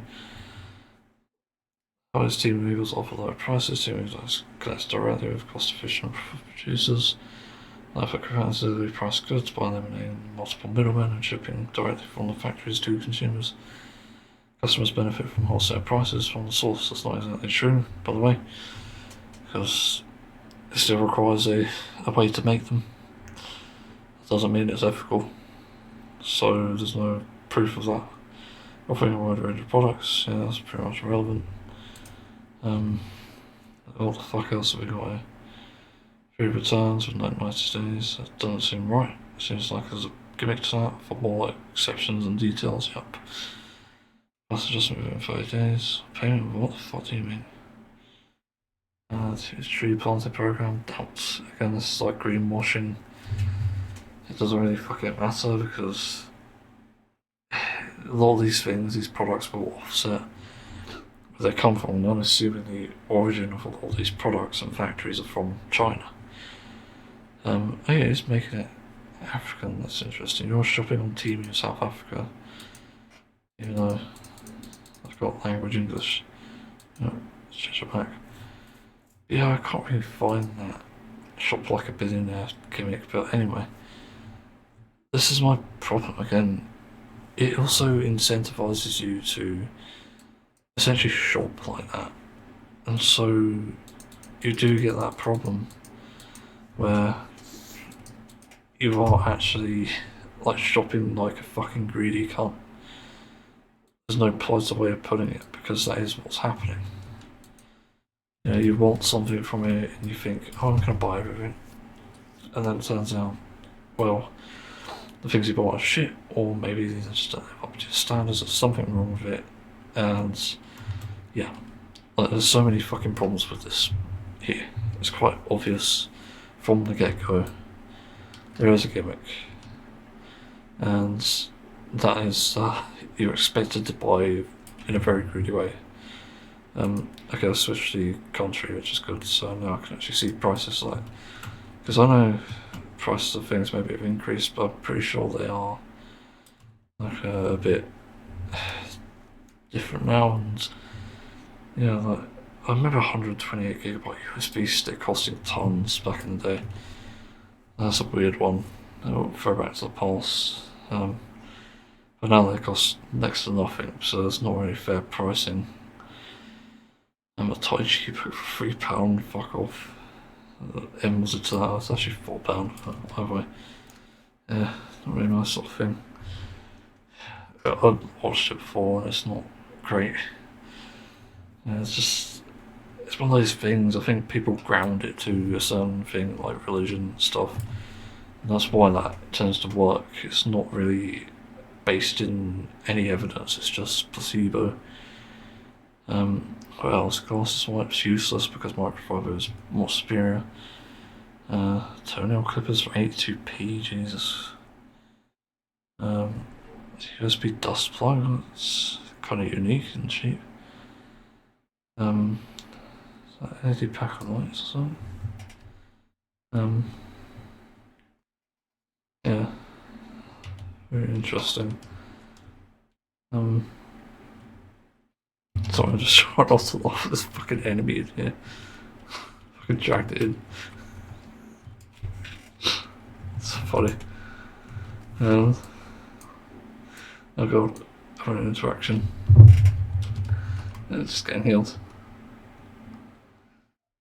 Yep.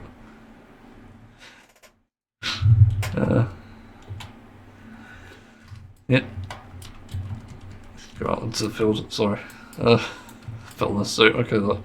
LED strip. So these cost a bit. 30 meters, 2 fucking rolls, what? That seems too good to be true for £4. Like, that's the gimmick. It lures you in and essentially it just gets you to buy more when you're probably getting less as well.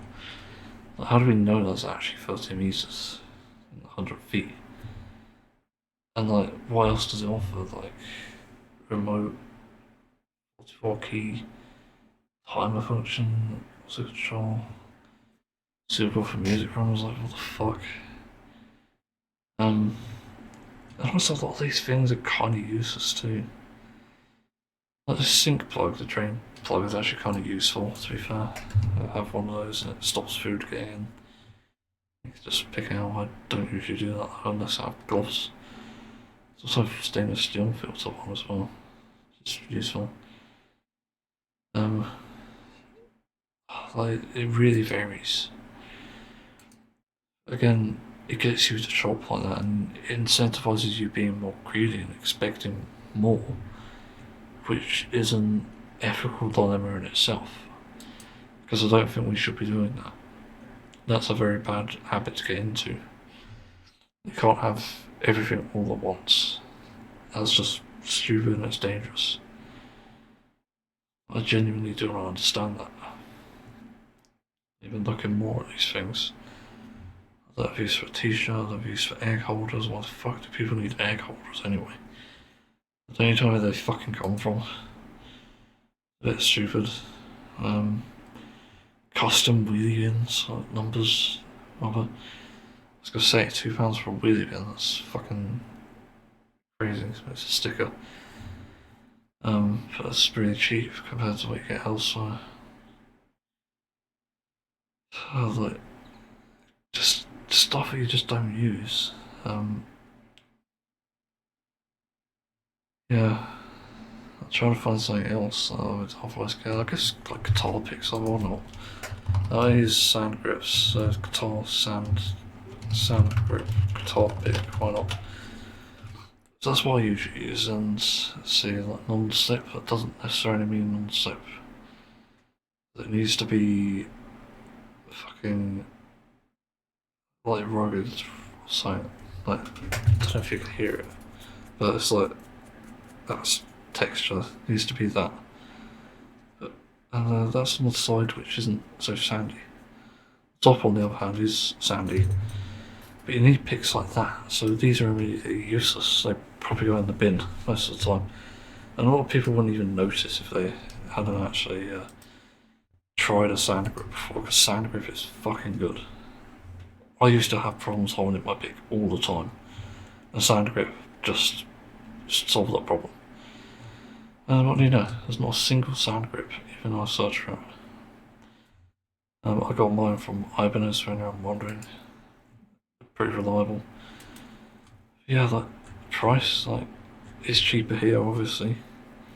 You're not getting a better product, and again, it's better to have the nicer one there, because you don't even know what you're getting with that.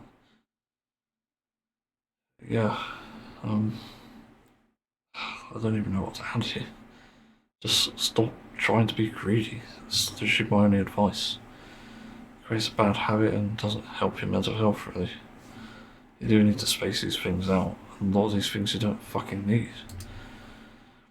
It's just pointless, and then that's the other thing, the interface makes you feel like you need more than you actually need. That's because it's all there in front of you. Unlike other sites, like Amazon, it shows you a ton more results, and in a more compressed way, and the images tend to be better as well, I've noticed. So yeah, it's got more to it, like more advertisement, and that's why it gets you as well. It's a very cheap tactic, and then you see the price associated with it, maybe not even delivery. And it's kind of like, yeah, and they usually want you to be shopping like a billionaire, like you have everything. But that's not how it works, obviously, there's more complications than that. Yeah, again, it's just sort of disgusting behaviour. Anyway, I'm actually better move on, because I'm getting far behind now. So yeah, I'm gonna do that. So, hang on, is this recording? I can't tell, but hopefully it is. Also changed my secondary mic setup, so if anything goes wrong, I've always got that, which is great. Managed to zip tie, believe it or not, to my mic and mic arm in a safe way, so it shouldn't fall off at any point, which is great. And admittedly, it's got a zip tie through the crevice of itself, so I don't know if it would ever slip. I don't think it's very possible given how tight it is, and how hard it is to move anyway. But anyway, that's not the topic. I wanted to talk about something else, which is why people know better than therapists than the average person. And I think this is an interesting one because even though shows and movies tend to have that cliche about, I've outsmarted the therapist or something, it's usually a psychotic character for some reason, I don't know why that is. But it's kind of an interesting point to talk about because of the nature of just human psychology and how important it is to us, like where it comes from and why we believe the things we believe. And there is a problem with therapists in that they are trained to believe we run on a specific logic, like there's a one-size-fits-all solution and a one-person problem, essentially, multiple people have the same problem. I'm not sure what to call it. That's why I think therapy is often pretty pointless and quite harmful as well, the worst case scenarios. Because, once again, you can't just assume that everyone is the same person, and the one-size-fits-all solution doesn't actually exist. You cannot be pushing that as a thing. And that's why it's often so disappointing and pointless, even. Like, therapy is objectively a pointless endeavour because of this issue. And maybe the thing you need is a conversation, because some people have probably developed a better method than therapy has, where therapy will take many sessions and supposedly money depending on where you live and what your financial situation is as well. Like how mine changed my therapy situation. Didn't have to pay for anything, luckily, but at the same time I'm not very grateful because I didn't get the help. So yeah, that is important, but like, what do I even start with? I guess the fact that the therapists come from higher types of education, or maybe even just like a cheap graduation thing for like the NHS. Like, you never fucking know. That's the problem. It's so, I don't know, like not undefined, but something along those terms.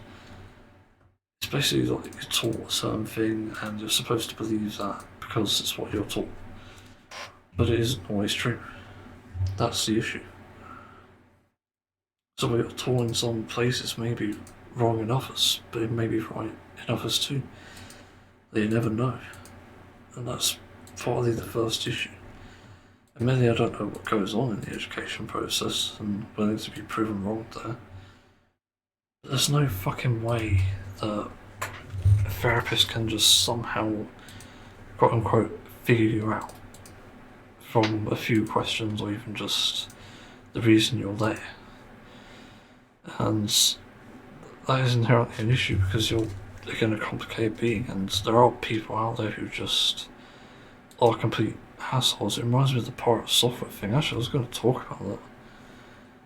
Might coincide anyway, but you also get like arrogant people. Let's throw that in there. Which pirate software definitely is. Maybe a narcissist. But you get these types of people who are so overconfident and so self-absorbed. And when they start to think that they have a problem that they need to go to therapy for, they do, and then it turns out, much like the pirate software thing, if you've ever seen the, I forgot that therapy guy, but it's actually like a psychologist, trained one.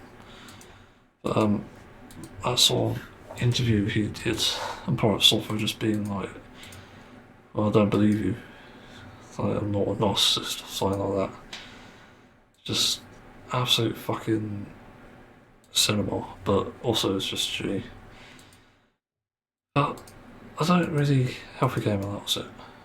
I don't exactly agree with Healthy Gamer on everything, but those sort of analyses are quite obvious.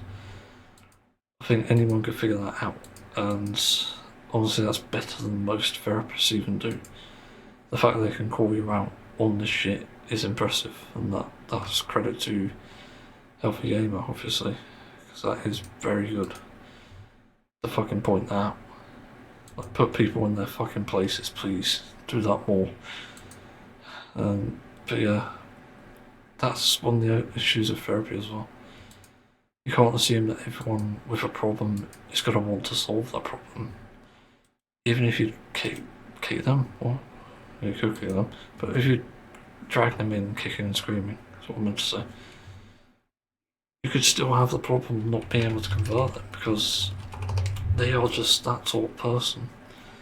And the only way to speak to them is by being either on their terms or even putting them again in their place, whatever that entails.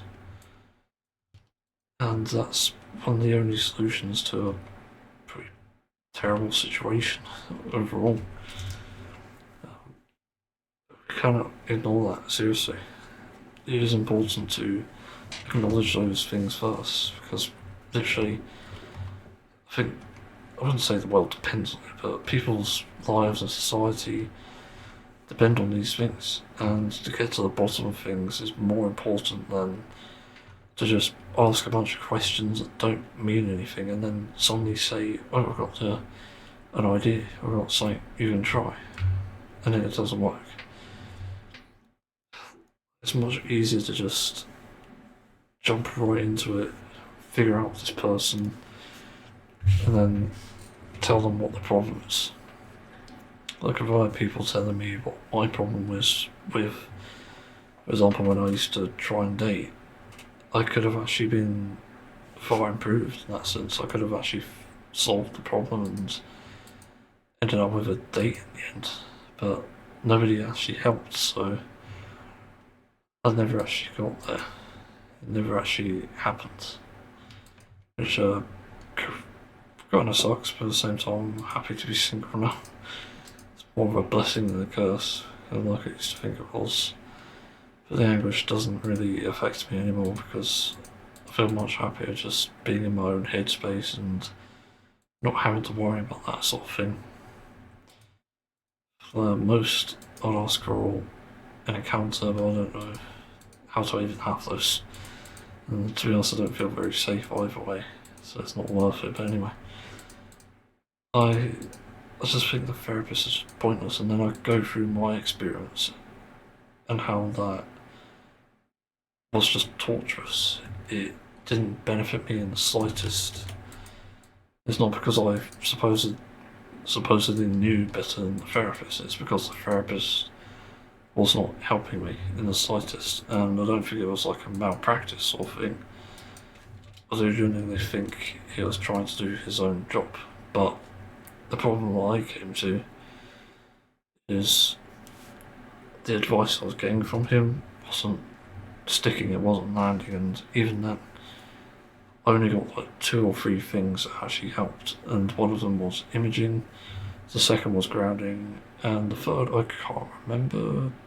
Actually, it's box breathing, wasn't it? Yeah, I think it's box breathing. It's a tactic used by infantrymen when they're obviously out on what's they called, missions? I wouldn't say missions. You know, when they're deployed. That's probably the better term. It's a pretty useful technique. I wouldn't say it works 100% of the time. It sometimes works, but it's also possibly Coraline. Where's Coraline there? Anyway.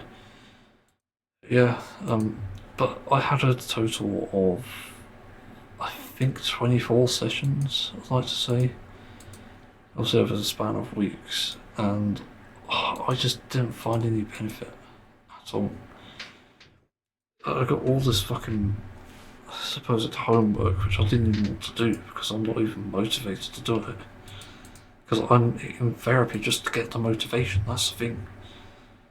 You're asking someone unmotivated to do the homework for the therapy that would motivate me to get up and do things. No, that ended up not happening, so I never did the homework. It was just like, did you read the paper? The paper I sent you, or PDF, or rather, I sent you. I'm like, no. Just can't be bothered. I was just too depressed at that point, and he's asking why. What do you fucking think? I'm obviously ill in the head anyway, so I can't do that. I never did homework in school either, and I was forced to do it. That's the thing, I only got detention once ever for missing homework. But even then, I never used to focus on it properly, and I think one of the tricks I can actually give kids nowadays. But bear in mind, it's only really useful for just fucking just avoiding detention anyway, like trying to pretend that you did an effort and essentially do that. I wish I did that and had the intellect to do it, but I think that's the best way to avoid it. But yeah, homework fucking sucks. Like, you spend, what, 8 hours in school and then you get home, actually it's like 7 hours, isn't it? It's like 8, 2 or 3. So yeah, it's about 7 hours actually. But then you got, what, how much time for sleep as well? Like, I forget how long kids sleep for, but I'd say about 10 hours probably. So 7 plus 10, 17 hours of your life is done doing those, and you only get 7 more to spend in the day. But it's probably not much because you have other things to do. You have to get ready, you have to eat, so it cuts down time. And the weekends are the only times you get more time to spend, but still, homework just fucking sucks, and that's why I never did it either. So, yeah, it's not good. And if I'm there to learn, I should be learning it in class. Simple as that. Why problem if you can't teach it? But even then I have learning difficulties, so that was also an issue. It turns out in therapy. Because it's just like, I'd have something explained to me, I'd have an ADHD moment, or just be completely out of it. And then it'd be like, do you understand what I'm saying? And I just respond no. A lot of my responses actually I remember in therapy were just, I don't know, and that is also testament to how inaccessible it is as well. So not only is it just teaching the wrong things and assuming things about you that don't even exist. I literally had parts of it where I was being gaslit, I think. Like, how people were, I think, turning on me because I was anxious, and then also trying to make me believe that things wouldn't go wrong in public if I went out myself. It's just weird, and also things about dopamine as well. That's one of the weird things. There was an experiment we did in therapy, it was obviously via video calls, but I was also tasked with doing household chores to see if I can get some sort of fix from it, and I did some household chores. Every single one of them but one which related to my OCD, gave me nothing. No dopamine or accomplishment at all. So that failed completely, and the OCD thing only happened because I was organising. And that's something I felt satisfied doing because I tend to do that every now and then. Truth be told, I need to organise my drawers at the moment. Like, my bed drawer needs fucking organising in the bed. I mean, it's, I forgot what you call it, is it duvan? I don't remember what you call this, the one with 2 pieces, but my bed is like that. And I could do with organising a drawer or 2. Then what else is there? I can't remember what else, but yeah, therapy basically just is dumbed down to, oh, I know this, so you have to do that. Oh, great.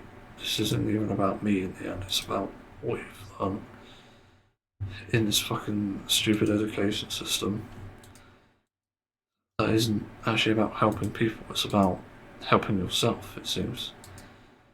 Because what you've learned doesn't apply to a lot of people, by the way. A newsflash, people with different mental health issues, it's a spectrum. It's not the same thing. Agoraphobia is going to be very different to panic disorder. Autism is going to be very different to Down syndrome, like shock twists, but that's how it is. But to therapists, it seems like literally everyone is the same. I don't necessarily agree with that at all. As much as I think there should be equal treatment, you also need to accommodate people and understand that they are human beings at the end of the day, and they have complex thoughts and emotions. That's just a fundamental fact. So I do not understand the logic where people, therapists rather, just don't draw the line here. It's like they don't really give a shit and just fuck over anyone because they can. It's just bad. I could argue that most, if not all of it, is probably medical malpractice. I imagine there's quite a few people who've actually, I don't know, harmed themselves or even committed suicide after going to therapy because therapy turns out not to help. And if you can't take antidepressants like I couldn't either, then you're like doubly fucked in a sense. I remember once something stupid happened where I think my therapist even actually put a prescription in for me for some antidepressants. It's like, okay, well, you didn't give me a choice in these and I had to look up the side effects. Turns out they would affect me quite badly, so I didn't take them. And then I was asked, why didn't I take them? Because of the fucking side effects. You absolute moron. Like, what do you think? You didn't converse with me about this. Just said out of nowhere, try this. And you didn't even ask about how I feel about it. Which you're supposed to do as a therapist. Like, that's one of the first fucking questions you ask. But yeah, I've had a bad experience with it, obviously. But I also have that third experience, I forgot about that. But I tried to get into contact with a therapist that specialises in autism and autistic burnout specifically because I needed help with that. And they kept fucking me around, the same therapist place. They fucked me around. Literally, I said, I've got autism, I get burnt out quite easily, and I need help with this. What did I get? Generic non-autistic therapy. So there was nothing there that could help me. So I immediately gave up. Just said, I call it quits. Fuck that. I remember getting a call, like, I think, not sure if it's the next day or a week after, and they were asking, like, why haven't I done anything on this therapy thing that's also just a bunch of fucking articles. Like, it's not even actual therapy, it's like they're lazing around, not taking it seriously.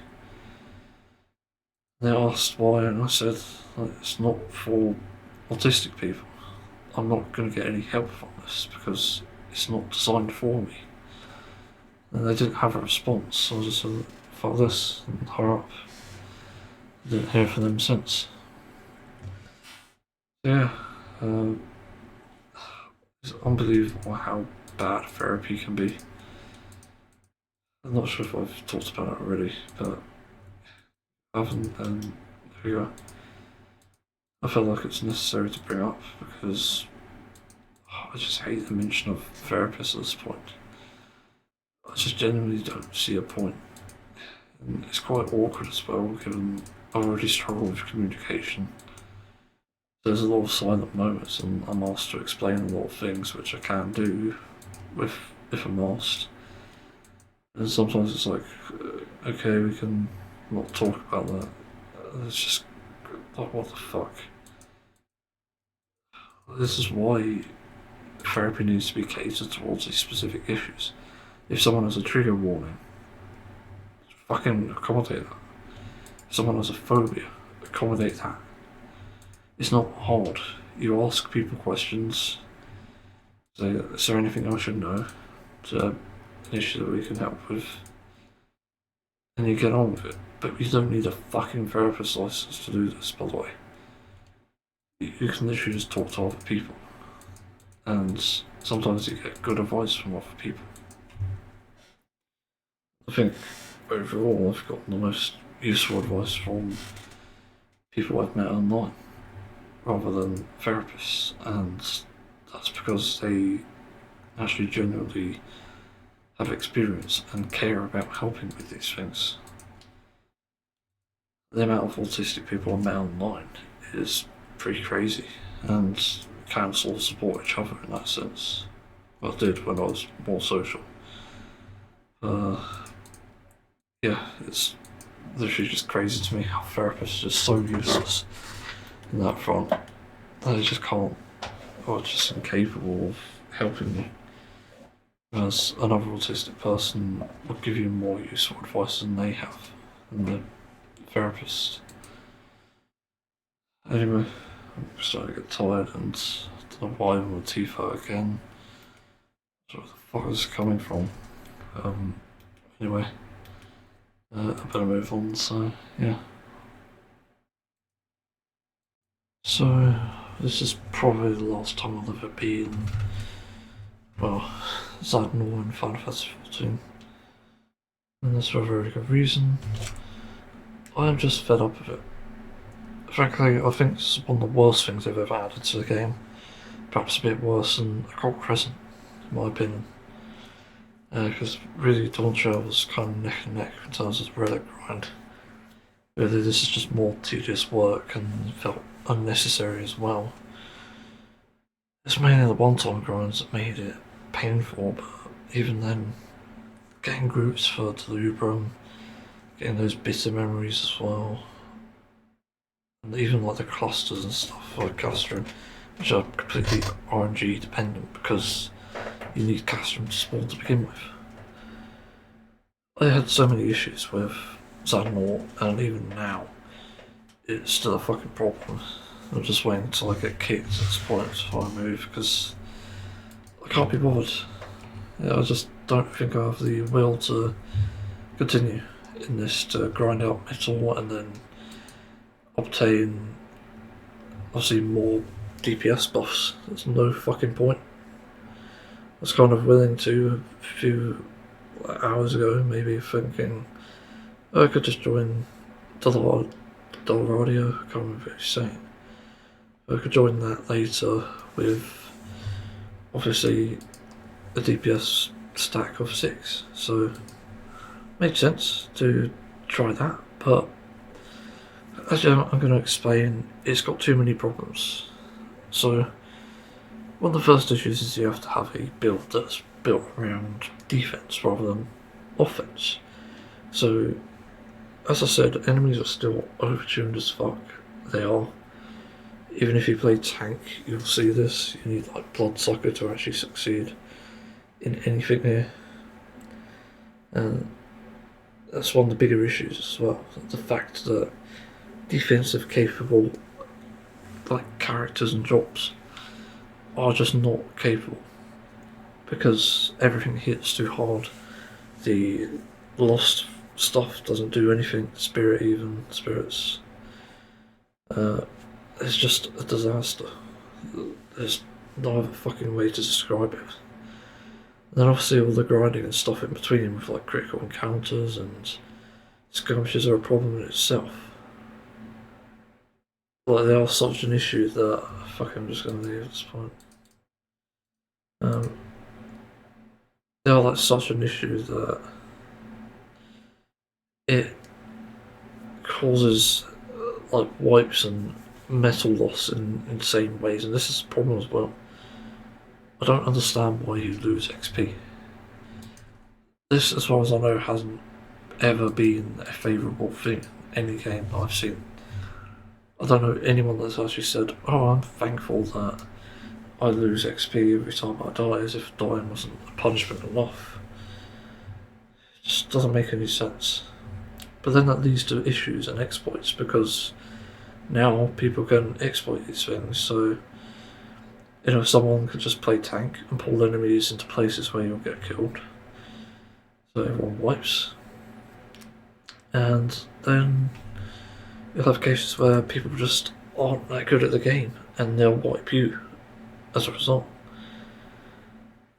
I suppose the other thing that is too is that players are new, and new players will ultimately just not succeed because it's designed in a difficult way, so then nobody can actually win it.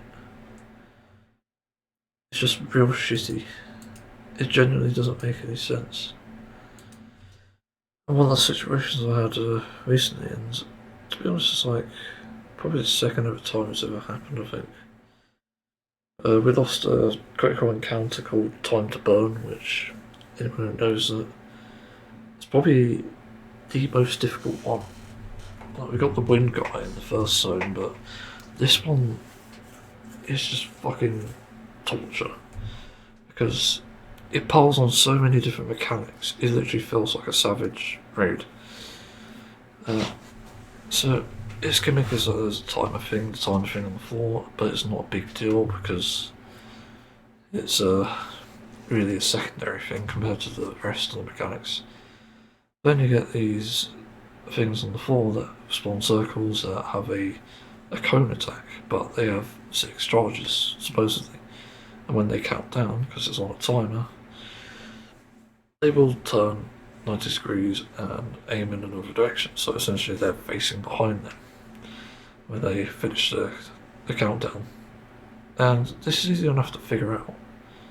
The problem is, it isn't. Because you might think, oh, just look behind you, and this is what someone in the chat said. But I did.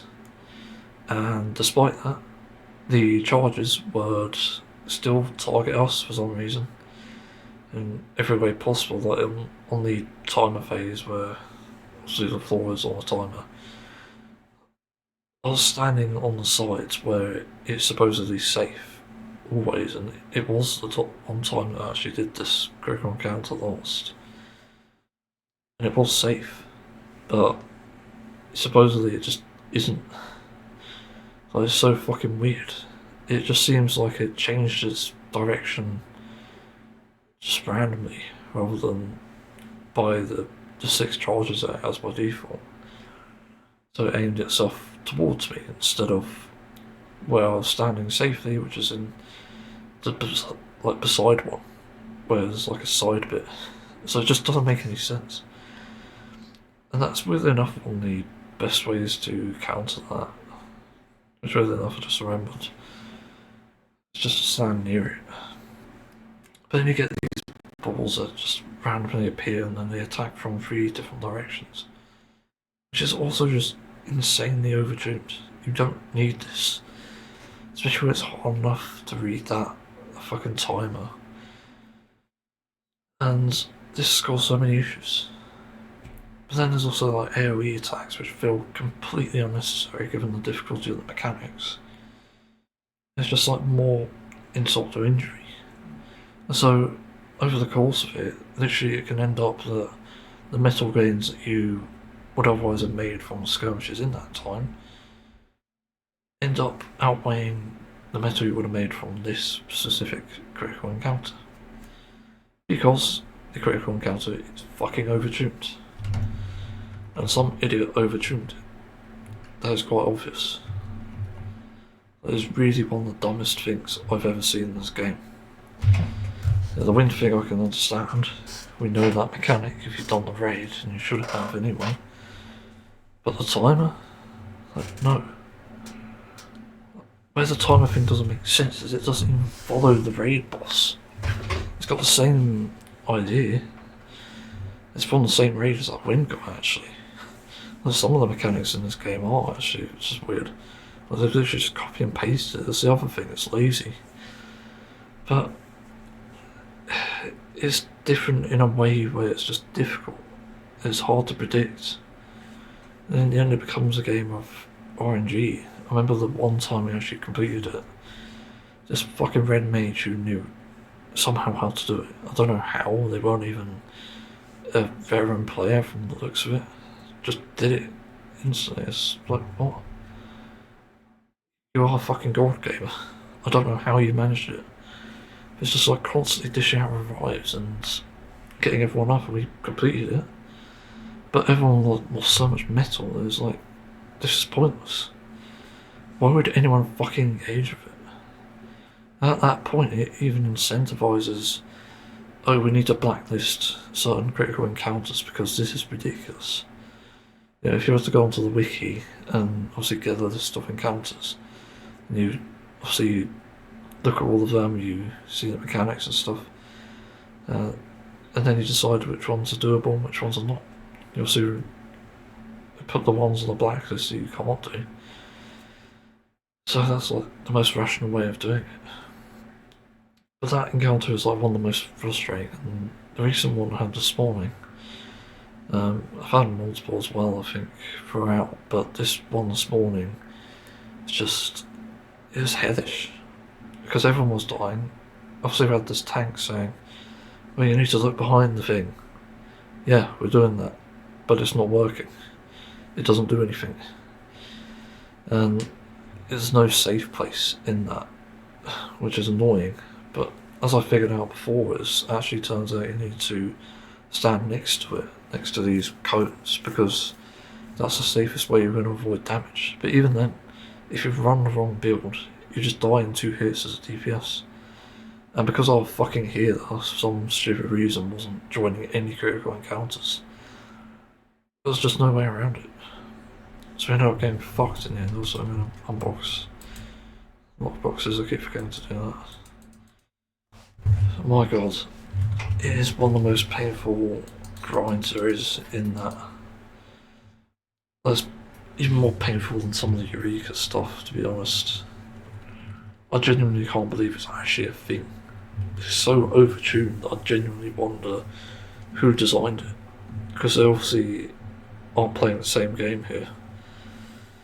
It doesn't seem like anything doable there.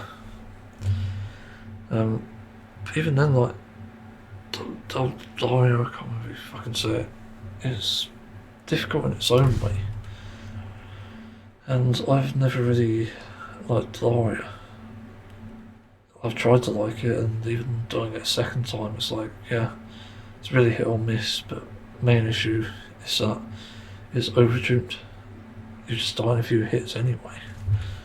So it just feels kind of annoying to even counter, to even try. And you're just wondering at the end, like, what's the fucking point? Genuinely doesn't make any sense. Just no point in doing that. So again, you get incentivized to blacklist certain parts of the game just to get an easier time, to get an easier place. And it doesn't surprise me if people do it already. I genuinely don't blame them, because it is frankly fucking absurd.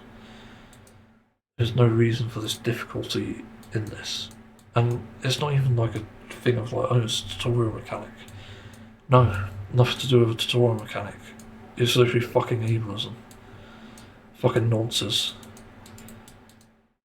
I really do not understand it. If multiple players are failing this, and you see that the failure rate of this fate or skirmish, critical encounter actually, is higher than it should be, then it's your problem. It's not mine. It's not the other players, it's yours. You've obviously done something wrong here. It doesn't do anything. And if anything, I think the only way you can sort of improve it is having the visuals there to begin with. So you show the cone, easy enough, but then when it starts turning, you get players thinking like, oh, hang on, that's what it's supposed to be, and the cone will just help you visualise it, because you get an idea based on the arena where we'll go. And that's sort of how you partially fix that, but you also remove the extra mechanics in between this phase, when there's like time stop, so that's called. It's just such fucking ridiculousness. I cannot believe it even exists. If World of Warcraft did something like this, players would be fucking spamming the forums. I'm genuinely surprised nobody complains about this one. It doesn't really make sense to me. So yeah, I'm just waiting for another Delaria to fill. Probably in the evening might be better to do. I'm running out of time anyway, so I need to do that in the evening. So it's probably better because there's multiple players. I've seen one fill up with about 18 before. But that's it for my Relic grind, and then I could just start doing the things I want to do now. After that. Fuckers lost Blood Rage. Looks interesting. It's one of the abilities I'm missing. So the increased damage dealt by 50%, reduced damage taken by 5% per stack. It's basically like this one up here, Lost Focus. That maybe for tanks. Pressure restores HP and MP. Recast time reduction does not apply to actions. Okay. Yeah. It's hit on this really. Yeah, I'm also not fussed about completing, honestly, this or even Eureka for that matter. Honestly, it suffers from the same issues that Eureka does, but this is far worse. It's actually unbelievable how unfair the mechanics are. It just makes me wonder again, like even it's like fucking crazy, like what sort of trauma did you have to go through to have this shit so overtuned? It genuinely makes me wonder whether it's like a forced thing. I actually think, okay, I'm not being treated right, so everyone else shouldn't be treated right either. It's literally that same logic. It's so fucking insane. I'm like, yeah, okay, this is a game. But I'm putting my time and money into this. I'm not here to waste fucking time, and the fact, again, you lose XP when you die is stupid. It's really dumb. And then everything else in the game is so hard to obtain too, so you're just left wondering again, what are you supposed to do? Like, to get the specific things for this, like, how do you even get fucking pure essences? I remember seeing, like, Bolshin clusters being exchanged for that, but then how do you get some of this stuff up here, like, lost player start, which is actually insane. Why have I not got any? I don't know where that's gone. It's weird. I have multiple though, same with chain spells, what the fuck? This is a problem. How are you supposed to get these? There's no source of origin or anything like shift, control, or no, nothing. There's no like extra text. So the game is withholding information in this as well. The resistance rephrase was actually extremely helpful because it can prevent wipes and even stop things. It's better in a zone rather than something like Castrum or Delibrum, because they're both relatively easy, and even Delaria to an extent easy enough. They're better when you're doing skirmishes and critical encounters with like these situations, but again, there isn't really any way around it. It's just really shitty. Yeah, what a disappointment. Like, fuck me. I don't know how you even get this bad at game design that you think a difficult encounter is, for some reason, sufficient reason to have it there. Even though you could have made it like a special critical encounter, like why not make it something high risk, high reward? Like increasing metal gains from it for doing well. And you get players to actually plan things out, to actually look into it. Much like a duel, but I haven't tried duels, and the reason I've avoided duels is because they also suffer from the same thing. Stupid mechanics, one-shots, and essentially no room to learn. Because I learn from experience, and I can't get experience from that. If it's like I die from doing one wrong mechanic, I am not learning a thing from that. So it's just designed against you rather than for you. It is a bit stupid. Well, actually, it's very stupid. So yeah, at this point I'm done with Zadnor. I was kind of farming skirmishes previously, just with a group or something. And I thought might be worth it, just to get extra metal and extra DPS, but no, this seems like a fucking waste of time now. Like, way to ruin my day even more. Thanks. Absolute garbage game developer, I think. It's pretty much has to be said. It's so fucking dumb. This is casual content as well, supposedly. Like, it's not even the fucking savage content, which is its own thing, but I don't know. It's really dumb. Anyway, I'd better move on. For some reason it bears repeating, but in the case of debate, yeah, I haven't seen the full story to be honest, but it keeps popping up on my feed and on Blue Sky. There's this post of Nigel Farage from it's from random people, but it's a screenshot of the London Economic. It says Nigel Farage labels same-sex marriage law wrong. And the quote is, "I thought it was wrong to introduce it." That's not a reason. It's not an excuse. There's nothing there that even proves it's wrong. Like from the thing itself, so if I look it up, like London Economic, Nigel Farage, same-sex marriage law. Let's see.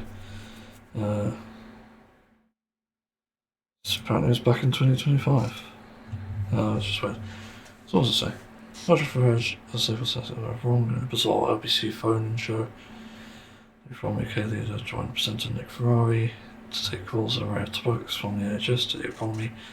When asked about same-sex marriage, Nicholas was shocked when he revealed his position.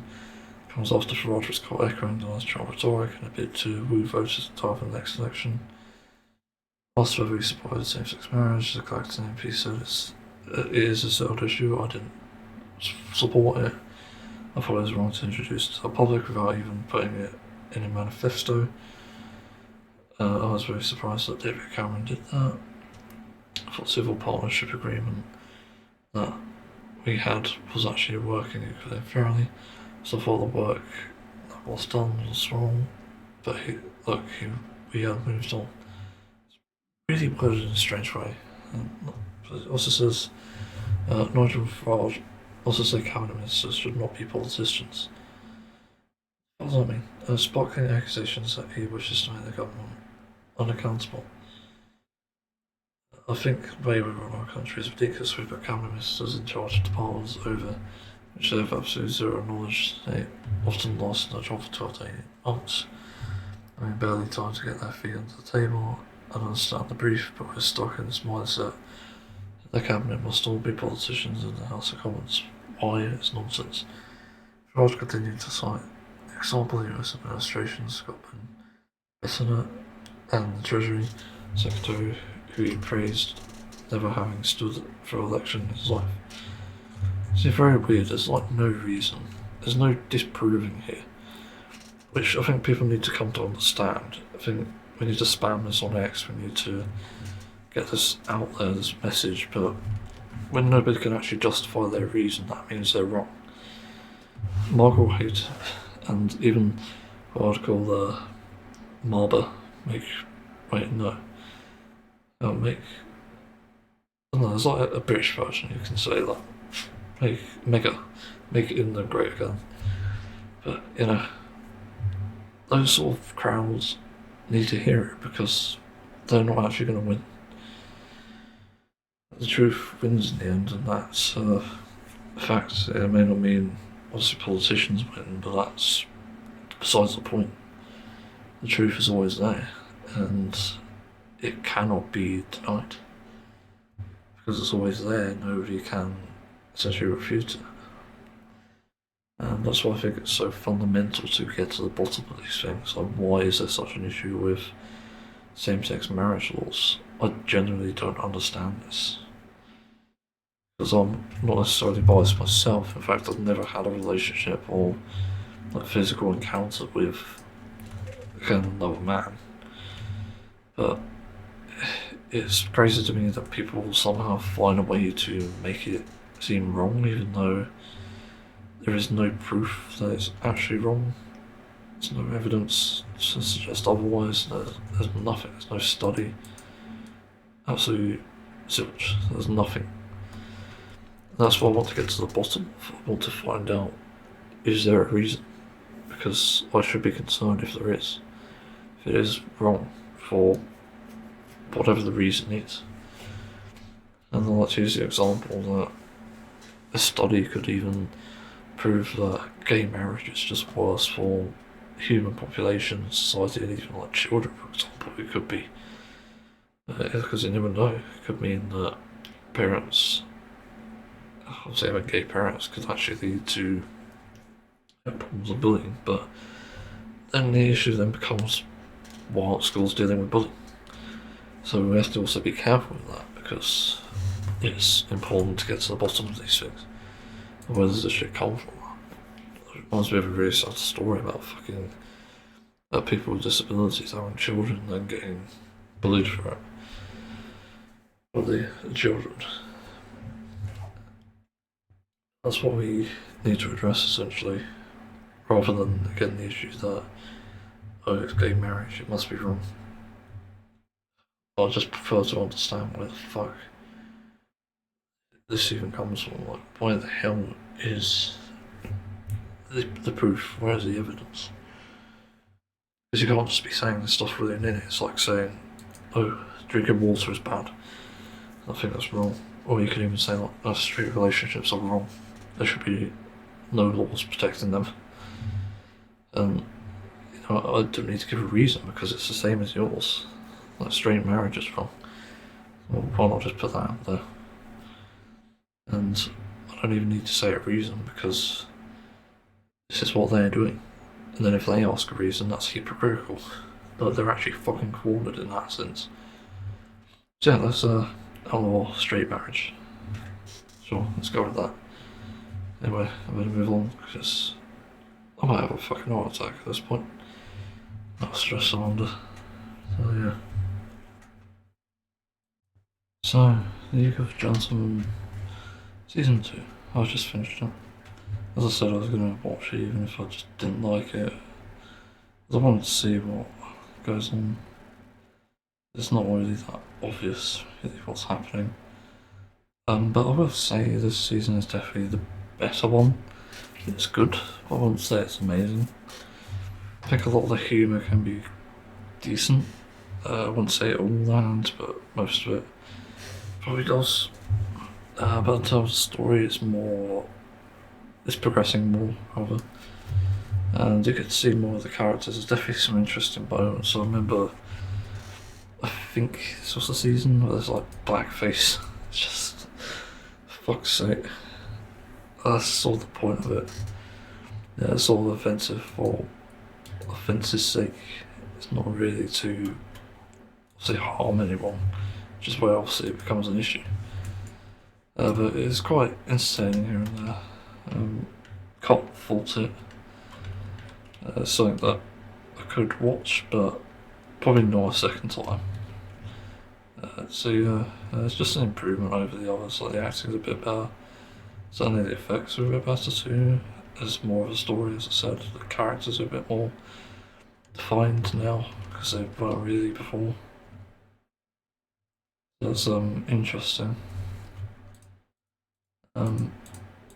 But yeah, it's good to see, to be honest. What else is there? I'm trying to think. Certainly has a interesting finale. As it's the end of a season 2 episode, basically. I would say it's quite interesting, yeah.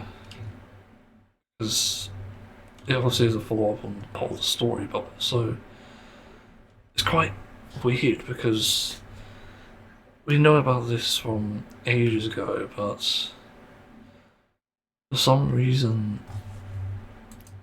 it's like,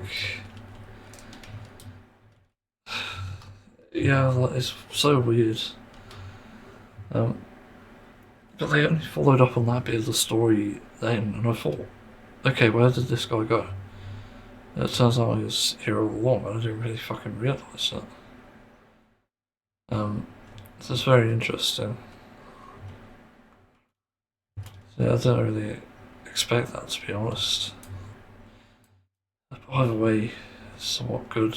I don't really think there's anything else to talk about, to be fair. pretty much touched on everything, and as far as I know, there's only a few things left from this. How do I see the things? Season 3, special, anniversary specials. Interesting. Yeah, there's also some bits with a Pauline, which is funny. Yeah, I like the Pauline Ross stuff. I think that's somewhat clever. Is there anything else? Yeah, and the stuff with Hillary. There's also some weird sort of stuff to do with, I don't know, homosexuality. Like, in the strangest way possible. Like, I'm not even sure what the fuck they were going for with that. Yeah, it gets more and more chaotic as it goes on though. So as I said, the characters are more defined, something to expect. I don't think there's really anything else to talk about. Pretty much covered it from there. There was one bit I wasn't sure about. I think. I'm trying to think. What was it?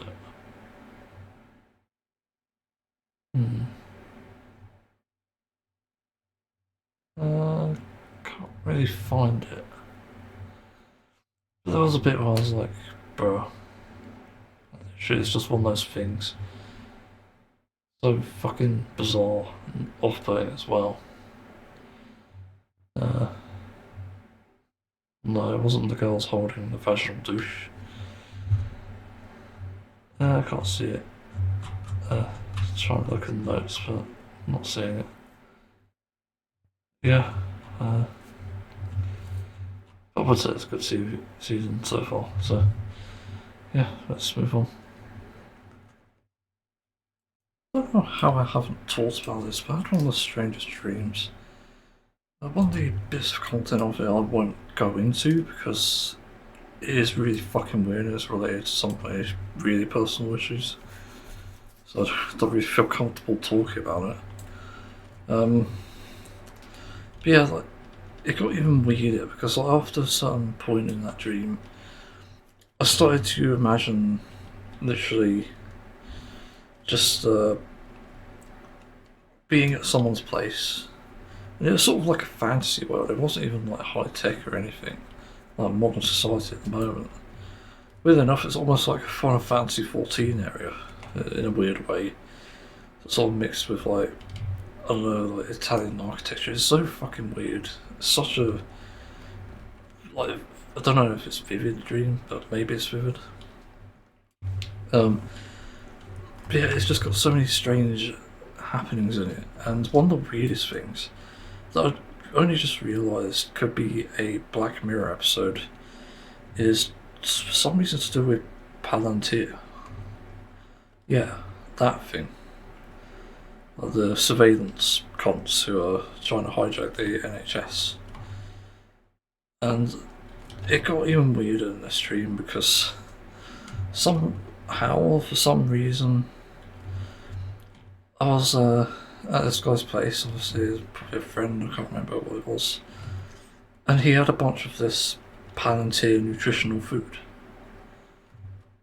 What the fuck? Like, it's in a Huel sort of packet, you know. There's sort of protein powder and supplement stuff. Is in one of those. And it was by Palantir, it was in like a silver packet. It was so fucking weird. And I remember the logo as well was like, I don't know what to call it, it's like a badge icon. A badge or whatever. With Palantir on it. It's like a complete Palantir meal, which is weird because it reminds me of another thing. It reminds me of how they're also in the NHS. So again, they're getting into things they shouldn't be getting into. But then this made me realise today, this might be a warning in disguise. Because if a Palantir is getting into, obviously, nutrition and food, well not that, I mean, actually that's the thing I was getting to, duh, I'm an idiot. But if they're going to be doing surveillance and basically controlling the NHS, then we're in massive fucking danger. Like, there's literally a big SOS this entire dream. Like, there's nature. It's just fucking crazy to me. But it essentially means to me that this thing could go horribly wrong.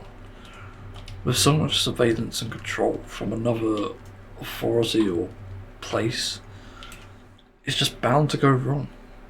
And that's why it's such a problem. It's because of the shit that we're in so much danger. Like the surveillance, the controlling of a narrative, whatever it is. And that's why it frankly feels so bizarre. Because it's like, Jesus Christ. Yeah, like, what do you even add here? It is so strange. I genuinely don't get it. But that's the thing with control. They want control over everything, and surveillance is obviously a step in that direction. So imagine this when they start to sell you the nutrition you need when they've removed it supposedly from everything else, or they advise against it. Like they could say that, oh, you can't get your food, your nutrition from this standard UK or American diet. You have to get it from ours, from our fucking slop of, like, I don't know what it is, multivitamins. Again, it's dangerous. It's very likely that it could happen as well. Again, if they're controlling health and even stuff like dietary, which they no doubt can. Eventually, anyway. If not, and yeah, but I don't know what I'm saying. The point is, this dream, weird enough, is a warning sign on that. Because, once again, there's this fucking company that seems to spy on everyone, and it's such a massive issue when you consider, again, they can control anything they want. You know, they're even possibly the place that's gonna essentially say that you need to basically do everything they say, which is dangerous. Again, like, holy fucking shit, it's just crazy. Like, what do you even add? The amount of fucking danger you're in from something like Palantir, and then also just them catering towards our specific needs, taking it over essentially, is another danger. It's another layer. And that's sort of why I said it's a Black Mirror episode in the making, almost anyway. I know Black Mirror isn't necessarily about corporations, but at the same time, you have that danger of corporations anyway, just replacing your food and your nutrition with crappy ass supplements. There's such a danger to this. It is actually absurd. So yeah, what a scary dream. Like, fucking hell. I'll say it did start out okay. It's still weird. Yeah, not sure what to add there. It's just one of those stories, I guess. It's so strange. I can't quite get over it. What the fuck? Anyway, I think I'd better make an outro for the podcast actually, because I didn't realise we reached about 20 gigabytes, and I think I'm going to have to cut off some topics as well. I also need to control the amount I speak to, because that's causing problems as well. It's bleeding into my time, so I'll have to be careful with that. Anyway, thanks for listening.